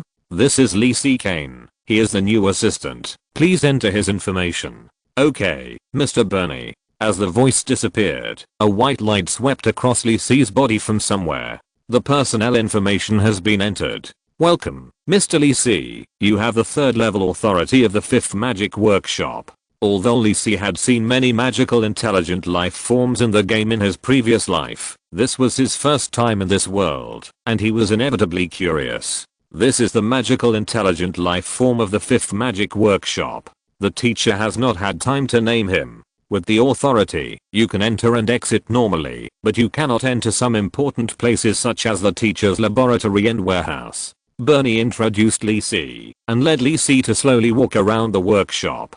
The interior of the magic workshop is more prosperous than the exterior. Although there are not many decorations, the floor has been covered with gorgeous fez carpets, and the magic patterns outlined on the dark grey walls emit a little dreamy light, which is simple and atmospheric. With intelligent life, Bernie does not need to bother with cleaning and maintenance work in the workshop. He can complete this task well by using the cleaning technique set in advance. The 1st and 2nd floors are public rest areas and some ordinary laboratories, and the 3rd floor is a large laboratory with some precious equipment. The teacher plans to build a magic pattern research room on the 3rd floor. The 4th floor and above are the teacher's exclusive laboratories and lounges. Under normal circumstances, I will not go there casually. Bernie pointed to the top of his head and said, "But I'm basically responsible for this laboratory on the 3rd floor. If you want, you can study magic with me here." Lee Si looked here carefully.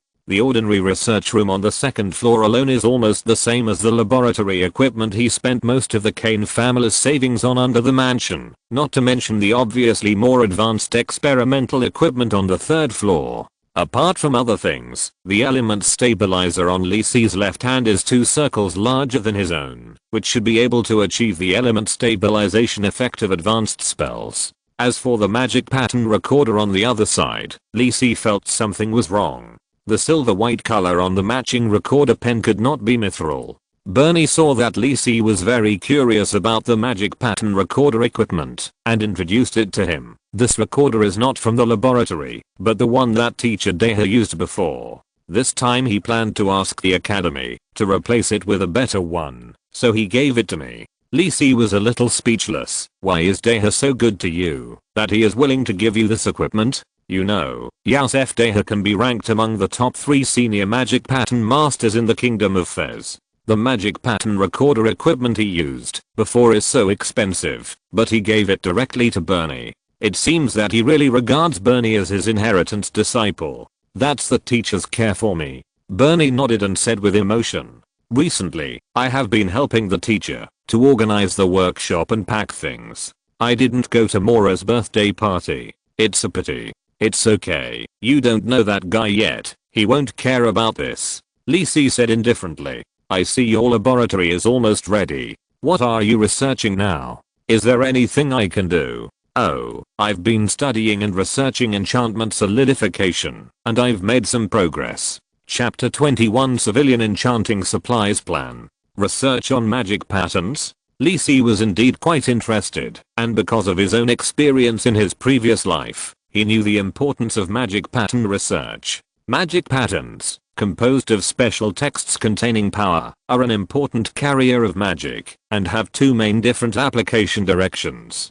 First, it is the basis for the construction of spell models and the key to carrying and transforming the power of various elements. With very few exceptions, general mages start learning spells by mastering the magic patterns of spell models. Another point of magic pattern research is more well known to the public, that is, by engraving magic patterns, the power of magic is given to related things, such as weapons and armor. This process also has a unique name, enchantment. The finished product is the well-known magic pattern canon, enchanted weapons, magic stone lamps, etc. Yusef Deha is the strongest magic pattern master in Fez City. His main research direction is magic pattern engraving and item enchantment, and his disciple Bernie is also mainly researching this direction. I remember you were studying civilian enchantment before, Lisi asked, while studying the use of the recorder. Yes, the teacher suggested that I start from this aspect to lay the foundation for further research in the future. Bernie replied while instructing Lisi on how to use the advanced magic pattern recorder. I have just become an intermediate magic pattern master. I don't have enough knowledge and strength to support me in the field of advanced weapon and armor enchantment. Recently, the development of civilian magic patterns has been very fast. New products such as magic stone lamps and magic pattern communicators also represent that there is still great potential in this area. Bernie looked at Lisi. How about it? Do you want to study civilian enchantment products with me? Lisi nodded and said, sure, I will certainly not miss this opportunity. Although his current priority is to improve his strength and find out the truth about the assassination on the sacrifice festival, the opportunity of the 5th magic workshop should not be missed. This is related to some of Lisi's future plans, especially the civilian enchantment products. Because of the difference in the world, there were players in the previous life who wanted to reproduce the technological products of modern society in the game world, but without exception, they all failed. This world does not support the emergence of technology, but there are life players who accidentally use the power of magic patterns to realize products similar to some technological effects in the previous life, such as magic air conditioners, magic pattern cars and a series of other products. Of course, that player immediately organized people to produce related products and made a fortune. When he was preparing to expand production, he was soon targeted by various forces and was suppressed and sanctioned. In desperation, he chose to join the Church of Wealth and became its subordinate force to escape. Lisi is very clear about the whole process of this matter. After all, he was one of the participants at the time, and he naturally mastered the secrets of the magic patterns. In other words, Lisi can now reproduce a series of products in the previous life and make huge profits. But Lisi does not intend to do so. After all, he is just a court viscount. Lisi does not think that he can keep such huge benefits alone. Therefore, Yusef Deha and Bernie, as well as the subsequent Fez Royal School of Magic and the Royal Mage Corps, are very important to his plan. The surprise that he and Mora talked about is this matter. After all, the sales channel of the Golden Vine Flower Chamber of Commerce is also very important. Don't worry. I still have to plan it carefully. Now I don't have enough energy to invest in civilian enchantments, and my strength is still a little short. Lisi was thinking silently. Bernie saw that Lisi was suddenly in a daze and asked curiously, what's wrong? Is this instrument difficult to use? No. I just suddenly remembered something else. Lisi replied casually, I think the laboratory is still missing a lot of things. Is the magic workshop not officially in use yet? Yes. Bernie sighed. I have been busy with this recently. It is estimated that it will take more than a month before the research work can be officially started. The teacher still has a lot of ideas. He looked at Lisi and said, so you have nothing to do today, just come here to get familiar with it first, and then come over after you start research. Okay, it happens that I'm a little busy recently. Lisi nodded. In the future, whether it is experiments or arcane research, he can do it here. After all, whether it is element concentration or magic equipment, it is not comparable to his own research room. It's useless to use it. Lisi never talks politely with Bernie. In a sense, Bernie is also the second in command of the 5th magic workshop. Bernie took Lisi around the entire workshop to familiarize himself with it and then sent Lisi to the door. That's it. I still have a lot of things to do, so I won't send you off. I'll let you know when the workshop is open, Bernie said to Lee Si.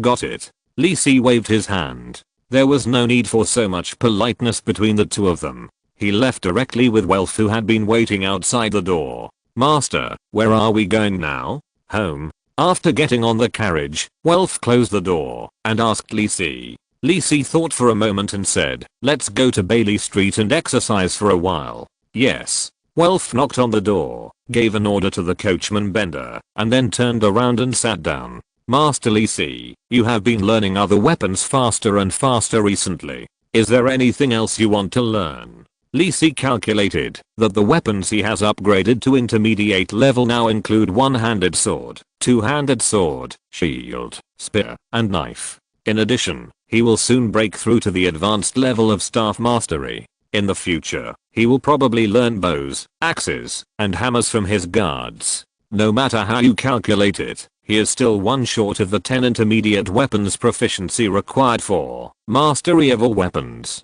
It's a pity that there are no assassins among his guards, otherwise he could learn daggers. It seems that this last weapon can only be learned from other places. Lee Si thought about it and gave up the idea of inviting someone to study at home. After all, he may still be watched by the mastermind behind the scenes. It's okay to learn weapons with his own guards. Lee Si believes that they dare not go out and talk nonsense about the nobles. There is a certain risk to invite people from outside, so hiding his identity to learn seems to be the best solution. Lee Si planned this and said to Elf, let's continue practicing.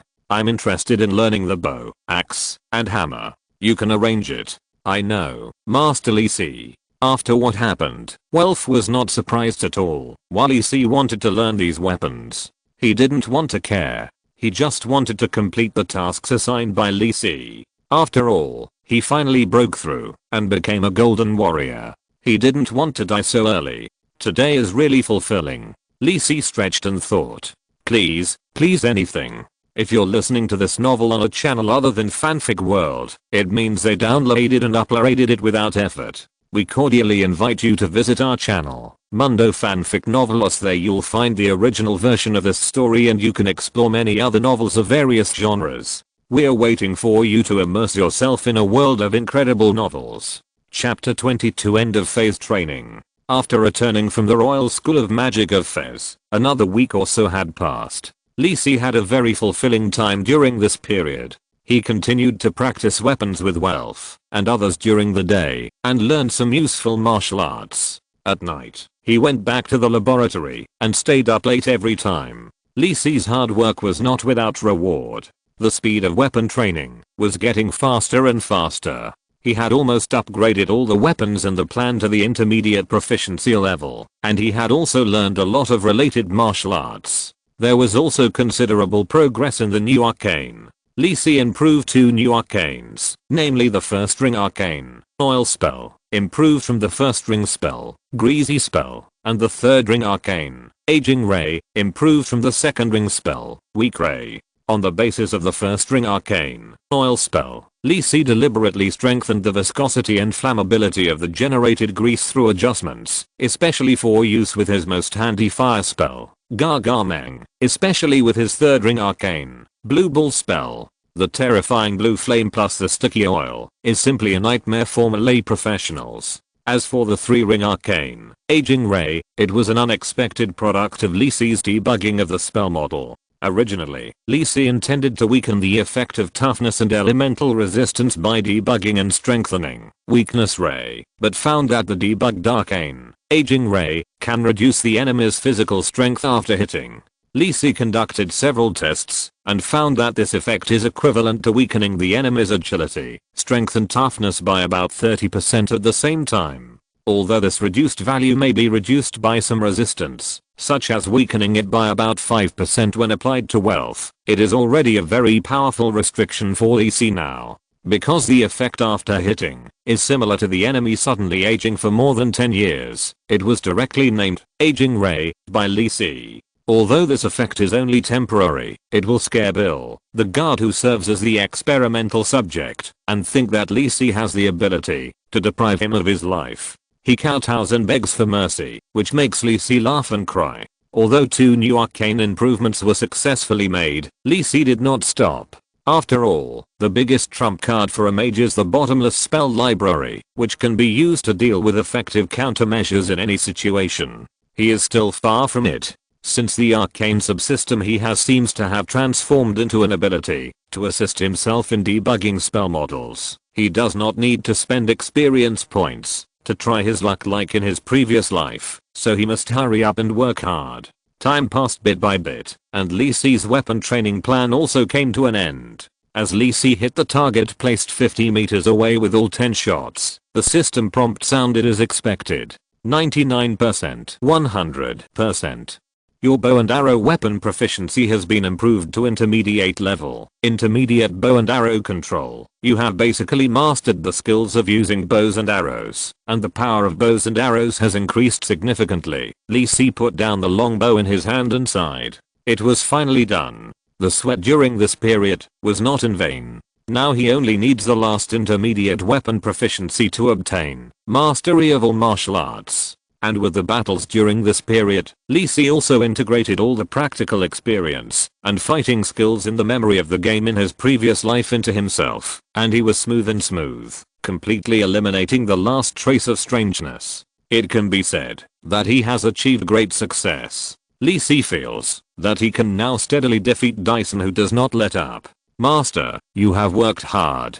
Bill saw Lee Si put down the bow and arrow in his hand and immediately rushed forward from the side, handed the towel he had prepared in advance to Lee Si, and flattered him flatteringly. You have only practiced for a short 2 days, and you can hit the target so far with 10 shots. Master Lee Si is really a genius. I think the next legendary warrior in the kingdom is you, Master. Lee Si took the warm towel and glanced at this guy. What the hell? How dare you brag like this? It's so outrageous that I don't believe it at all, but I feel embarrassed and want to kill this guy. Master is indeed a genius. Welf on the side also came over and nodded from the bottom of his heart. After practicing for a while, Welf was not only surprised by Lee Si's amazing learning speed, but also because he had sparred with Lee Si several times in addition to training. Although he suppressed his own strength every time, Lee Si's spell power far exceeded that of mages of the same level, and his sophisticated and unique fighting awareness always made him think that he was facing a top mercenary who had experienced hundreds of battles. It stands to reason that Master Lee Si did not have much actual combat experience. He had been studying spells in the Magic Academy in the research room. However, his sophisticated and steady fighting skills and his fighting awareness of not panicking in the face of danger and not panicking in the face of change could not be cultivated without hundreds of battles. This was not a simple guidance battle, but a real life and death battle. Welf could not figure out why Lee Si was so skilled in actual combat and could only attribute everything to Master Lee Si's extraordinary talent. Lee Si handed the bow and arrow to Welf, wiping his sweat and saying, "Let's stop here for the recent training. Stop for a few days. I have other things to do." "Yes, Master." Welf threw the bow and arrow from Lee Si to Bill beside him and asked, "Are we going back to the mansion now?" Lee Si looked at the sky and estimated that it was about 3 o'clock in the afternoon. After thinking for a while, he said, "You go back first. I'll go somewhere else." "Don't you need me to accompany you?" Welf was stunned. After all, Lee Si had been guarding him when he went out these days. "No, you go back first and tell Joyce not to prepare dinner for me." Lee Si was not worried about his safety. Although he had just been tested a few days ago, Welf had specially observed him on his way out recently and found no one following him. Under the premise that the enemy would not send out high-level professionals at present, the people following him could not hide their tracks in front of Welf, who was a high-level warrior. This meant that no one would attack him in the near future, and he could plan some things with peace of mind. After the experience on Langay Street last time, Lee Si always changed into ordinary clothes before going out for exercise. He looked like a common handsome guy, and he would not attract attention if he covered himself up a little. As a mage, as long as he did not wear mage equipment, Lee Si would not look special from the outside, but Welf was different. His muscular body and the imposing aura that could not be concealed by a warrior would make him a guy who would be seen at a glance, even if he was thrown into a sea of people. Li Si wanted to hide his identity and do something, but people recognized wealth as soon as he went out. What was the point of hiding? As for the other guards, it didn't make much difference whether they brought them or not. It would be more comfortable for him to go shopping alone. After putting some weapons into the storage ring he carried with him, Li Si pushed open the gate and walked out. His own warehouse was in a small alley on Bailey Street, surrounded by ordinary houses, and it was relatively quiet. Li Si recognized the direction. His base in his previous life was in Kangwang City, and he was very familiar with the city, so he walked towards his destination. Target: Mercenary Guild. Chapter 23 Mercenary Guild. The Mercenary Guild is a large organization that is spread across all human regions in the Jaya world. Its scale is larger than that of civilian organizations such as the Assassin Guild and the Warrior Guild. However, unlike other organizations, the mercenary guilds in various countries have different management systems except for the mercenary grade classification system and the task classification system. There is no subordinate relationship between the mercenary guilds in various countries, and they only pledge allegiance to the rulers of their kingdoms. This is what the rulers of each country want to see. After all, mercenaries are a large number of powerful groups within the country. No ruler will feel at ease if they are not in their own hands. In the previous life game, the first force that most players joined in the early stage was the Mercenary Guild, and they gained experience, money and other extraordinary items by completing various commission tasks. The purpose of Li Si coming to the Mercenary Guild today is also very simple. The first is to learn the last intermediate weapon proficiency required by his mastery of all martial arts in the Mercenary Guild. The second is to register as a mercenary, complete commissions and monster crusades, and obtain a lot of experience needed for his upgrade. It is not realistic to break through the intermediate mage before the holy festival by relying solely on the experience gained from meditation. What's more, there is a bottomless pit of skill level improvement waiting for me. I must find a way to expand the source of experience. For the mercenaries in this world, the purpose of completing the commission is to get the task reward, but I'm different. I have a game system and can get corresponding experience points while completing the commission. The simplest and most direct source of experience in the game system is to kill monsters. It is also easy to complete some commission tasks. Li Si is almost unable to hold back his unicorn arm that wants to kill monsters. The Mercenary Guild of Kangwang City is not in the East District of the city, but in the most prosperous Jedo Street in the West District. After all, most mercenaries are poor people at the bottom of society. Before they get extraordinary power and become professionals, they can only work hard to complete some fragmented commissions in the city. Moving things, cleaning, finding lost pets and other ordinary commissions are the daily life of most ordinary mercenaries. To say that these people are mercenaries, in fact, they are just poor people who are begging for food. As for those important commissions such as escort missions and monster removal, only extraordinary professionals can get in touch with them. Li Si recalled that when the server was just launched in his previous life, players swept through all the tasks of the Mercenary Guild like a whirlwind, and even accepted tasks such as unclogging sewers and moving garbage. The players were so enthusiastic and efficient in completing their work that there was an interesting story among the mercenaries at that time that there was a group of tireless construct golems disguised as mercenaries.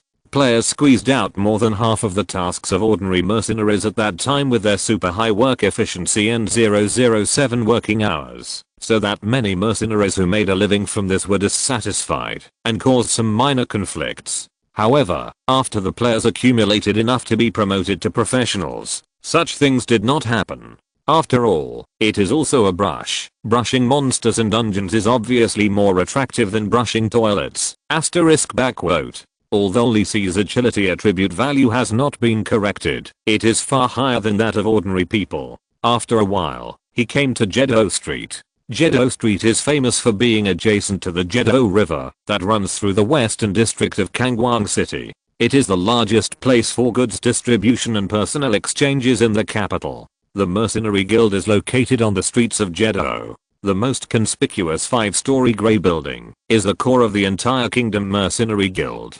standing in front of the mercenary guild building, looking at the brown wooden door full of the breath of time. Even in the evening, many mercenaries in different clothes are still coming in and out. Lee Si feels that his blood of adventure, hard work, and Krypton gold is boiling again.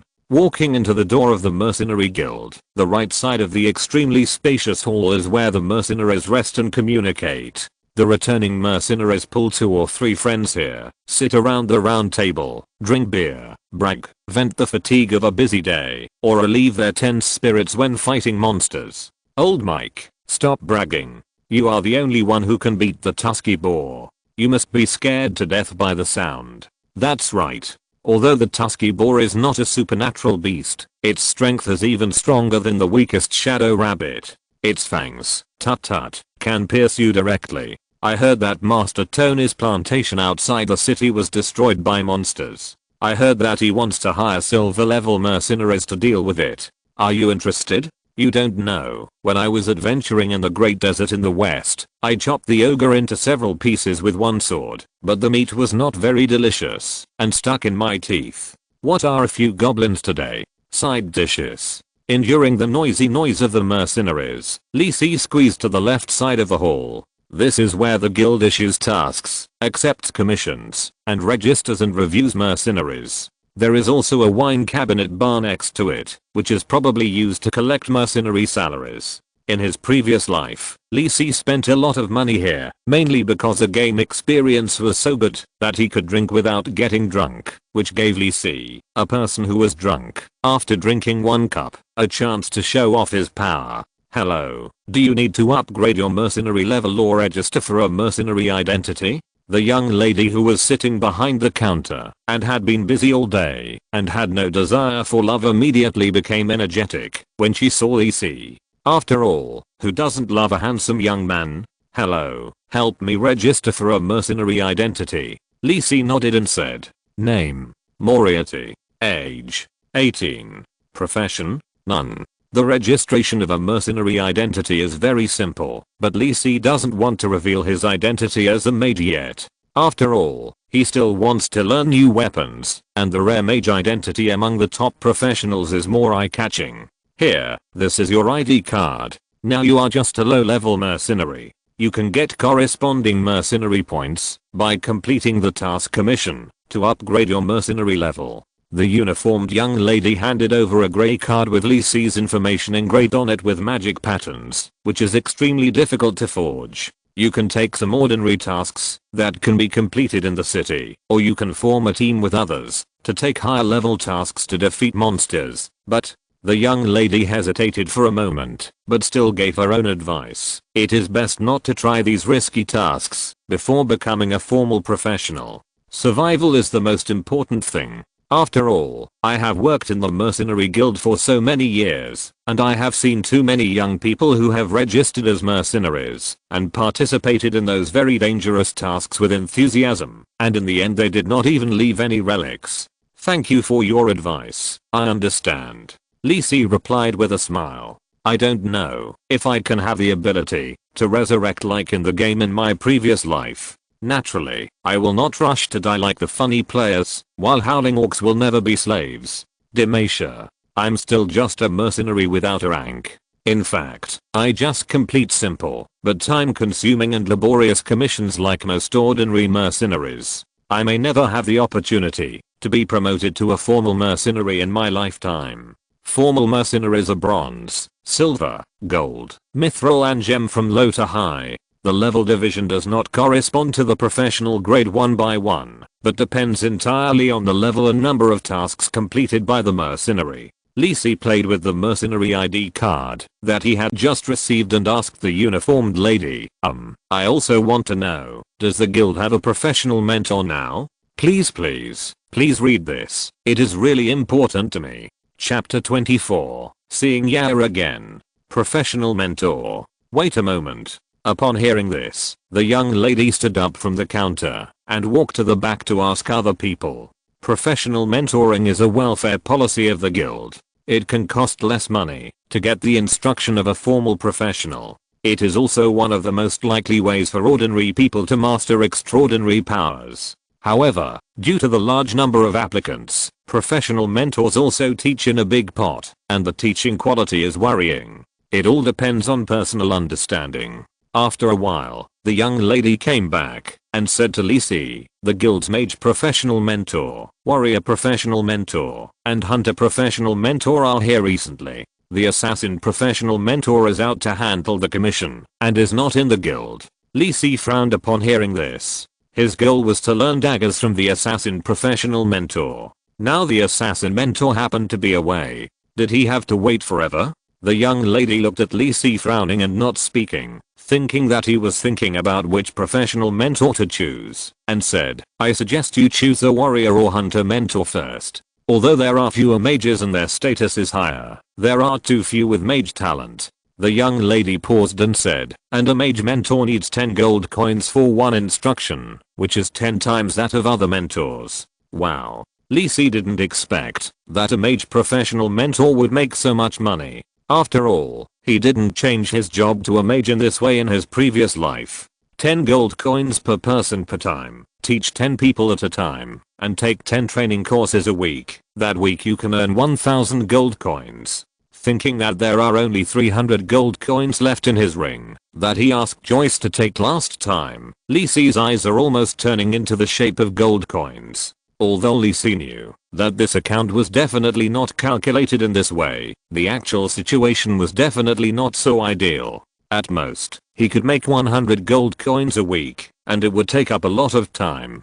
After thinking about it, Lisi still used great willpower to suppress the words that he blurted out to apply for a mage professional mentor. After all, this job is very time consuming, and most of the income is estimated to be handed over to the guild. He is not a player in his previous life who is very short of resources. But the problem is, what should I do with my last weapon now? Just when Lisi was a little troubled, a rather obscene voice came from behind him. Hey, little brother, are you looking for a professional mentor? Lisi turned his head and saw a man wearing ordinary mercenary clothes who looked even more obscene than his voice standing behind him, rubbing his hands and looking at him with a smile. The man's abstract appearance made Lisi feel physically uncomfortable. He took 2 steps back and said 3 times in a row, no, no, thank you, get out. Hey, brother, don't refuse so quickly. Look, this is my big brother Albert. He is about to break through the Silver Warrior. Opportunities are rare. Sign up for my big brother's one-on-one tutoring now for only 5 gold, and I guarantee you will become an extraordinary warrior. Just behind the abstract man, the man who should be called Albert was posing and showing off the muscles on his arms. Before Lisi could react, the lady behind the counter said coldly, Sir, Albert, you two dare to lie here. If you don't leave, I will ask the guards to throw you two out. In order to stop the mercenaries from getting drunk and making trouble in the building, the mercenary guild has equipped a considerable security force. No, no, we'll leave right now. Miss Leia, don't be angry. Before they finished speaking, the two hurriedly left the mercenary hall in disgrace, feeling very strange. Usually, Leia, who usually didn't care about this matter, why would she stop them so directly this time? It was just to earn a few more gold coins, and she would still teach them what she should teach. Humph. Leia snorted when she saw the two hurriedly slipping away. These two people have been deceiving novice mercenaries here to spend more money to learn professional skills, and this time they deceived them to come to her. What's more, these two idiots can't see it with poor eyesight, so can't I, a receptionist who contacts hundreds of people a day, see it? Can the boy named Moriarty in front of me be an ordinary person? Although he was wearing ordinary cotton clothes, he was very clean and his face didn't show any signs of wind and sun. His skin was even so good that I envied him. The most important thing was the ring on the boy's hand. With my eyesight, I knew it was a precious storage ring, and it was not low level. Which young master came out to experience the life of a mercenary again? Lisi didn't know that Leia had so many thoughts in her mind, so he said with a little gratitude, Miss Leia, right? Thank you for your help just now. It's okay, Mr. Moriarty. Have you decided which professional instructor you want to learn from? Not yet. Lisi hesitated and said, I want to learn the professional knowledge of assassins, but the instructor is not here. Miss Leia, do you have any other assassin professionals to recommend? Assassins? There are still very few people who choose this extraordinary profession. Let me think. Just as Leia was thinking about which assassin professionals in the guild were recruiting students, another voice sounded from not far away. Lisi. This surprised voice made Lisi stunned for a moment. He didn't expect that someone would recognize him here, and this voice sounded familiar. The crisp sound of leather shoes hitting the ground came from far away, and a familiar face jumped out from the crowd of mercenaries. Yeah, the spirited girl I met at Mora's party last time. I didn't expect to meet her here. Hello. Yeah, I didn't expect to see you again so soon. Lisi smiled and raised his hand to greet the girl. Hey. I felt a familiar breath here. It's you. Yeah, looked at Lisi with her gorgeous grey purple eyes, her eyes full of surprise. Lisi looked at her. The girl was not wearing a gorgeous evening dress like the last time they met. A simple and convenient brown leather armor tightly wrapped her slender figure. Only her snow white and slender arms and calves were exposed. She carried a black sword behind her back. Her fiery red long hair was casually tied into a bun behind her head. Some loose hair ends hung beside her face, bringing a playful and cute feeling. What are you looking at? What are you looking at? Seeing that Lisi did not respond, Yaya raised her white wrist and shook it in front of his eyes. No, I'm here to register as a mercenary. What about you? Yaya? Lisi said with a smile. How stupid. You can tell from what I'm wearing that I've been a mercenary for a long time. Lisi was not surprised by Jaya's mercenary identity. After all, he discovered last time that the girl was not a weak woman, and she had even mastered extraordinary powers and became a formal professional. Leia on the side also said respectfully, Miss Jaya is the most talented person in our mercenary guild in the past 10 years. She was promoted from a junior mercenary to a gold level mercenary in just 1 year. Lisi was a little surprised. A gold level mercenary is not a simple role, especially if it can be promoted in just 1 year. This is not achieved by relying on many simple tasks to meet the promotion requirements.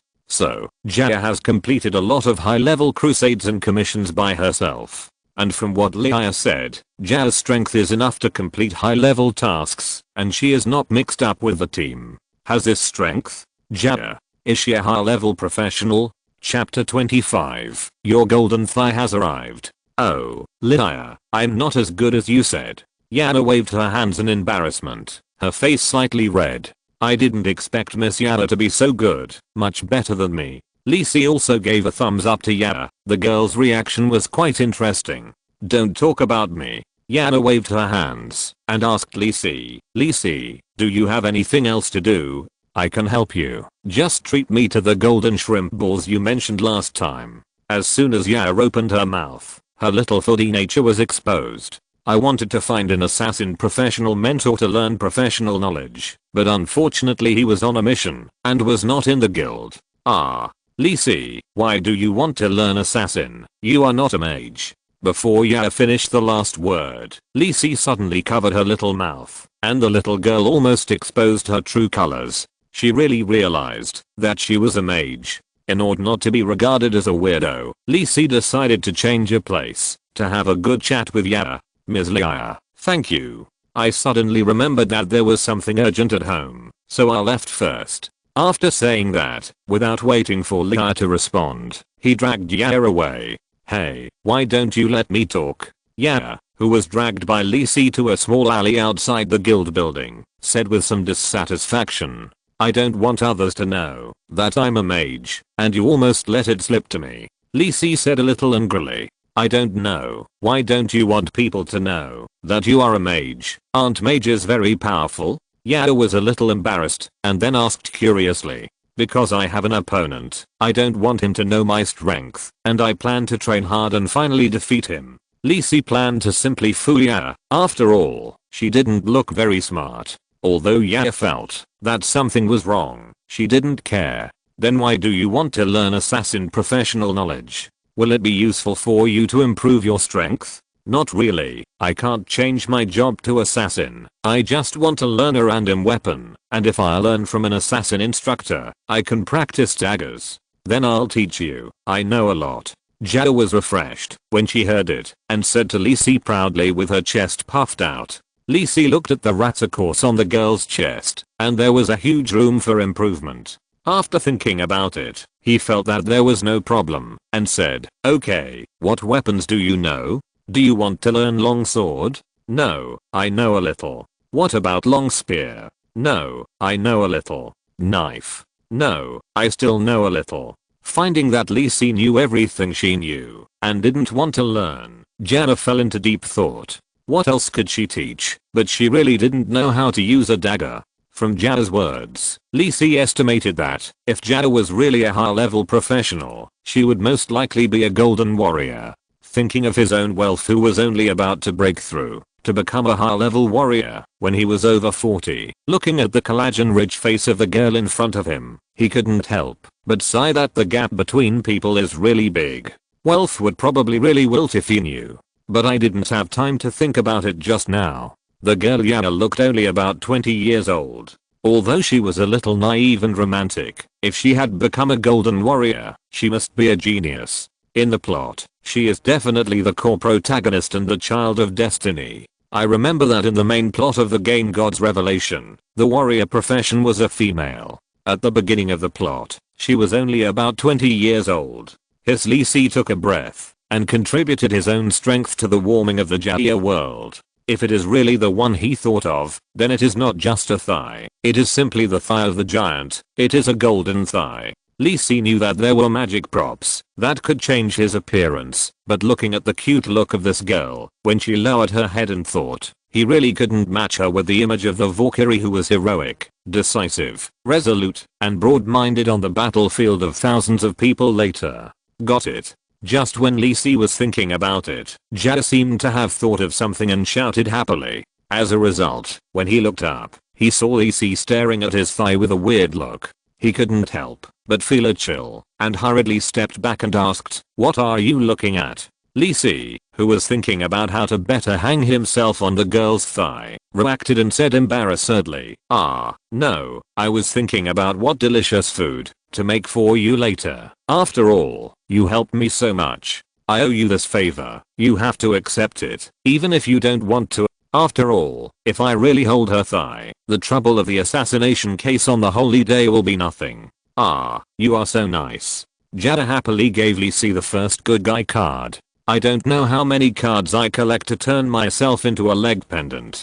Do you want to learn the whip? I can do it too. Jada didn't forget what happened just now and said to Lisi, "Whip." Lisi was quite curious. In the game Shenqi, there are many types of weapons, but most people use common weapons such as swords and spears. Even weapons such as axes and hammers are rarely used, not to mention unpopular weapons such as whips. But apart from anything else, Lisi just wants to meet the professional expertise requirements for a new intermediate weapon proficiency, and he is not really using a whip to fight the enemy. Thinking about the future Valkyrie teaching me to use a whip, I'm quite excited. Okay, I will learn to use a whip from you. Okay. Yeah, also happily agreed. After all, I have been practicing martial arts since I was a child, and I have never been a teacher to others. Lisi looked up at the gradually darkening sky, and the sun was about to set, so he said to Yara, "It's late today, let's practice tomorrow. Let's go buy some materials and make you golden shrimp balls today." Okay. Yara happily agreed, fearing that Lisi would regret it, and dragged him to the shops on the other side of Jeddo Street to buy materials. "I want this, take more. I like this too, take it." "Lisi, can you cook this? I want to buy some too." After the two of them went shopping, they spent more than a dozen gold coins to buy a lot of ingredients, especially Yara, who couldn't move her legs when she saw what she wanted to eat. Lisi followed Yara with the ingredients, saying that he was going to the place where Yara's team rented. Because her companions were busy today and there was no suitable commission, Yara was wandering around the mercenary guild alone and happened to meet Lisi, who came to register as a mercenary. In a sense, it was also a kind of fate. But fortunately, although no one in Yara's team can cook and no seasonings are prepared, at least all kinds of kitchen utensils are prepared, so that Lisi doesn't have to carry an iron pot from the store and walk on the street. "I'm back." Ya's cheerful voice rang out, and a 3-story garden villa appeared in front of Lisi. Please collect and read it. It is really important for children. End of this chapter. Thank you very much for reaching the end. Don't forget to like. Looking for more exclusive content and immediate access? Subscribe to our Patreon. Remember, every like, subscription, or donation encourages us to continue. Thanks to everyone. See you in the next video.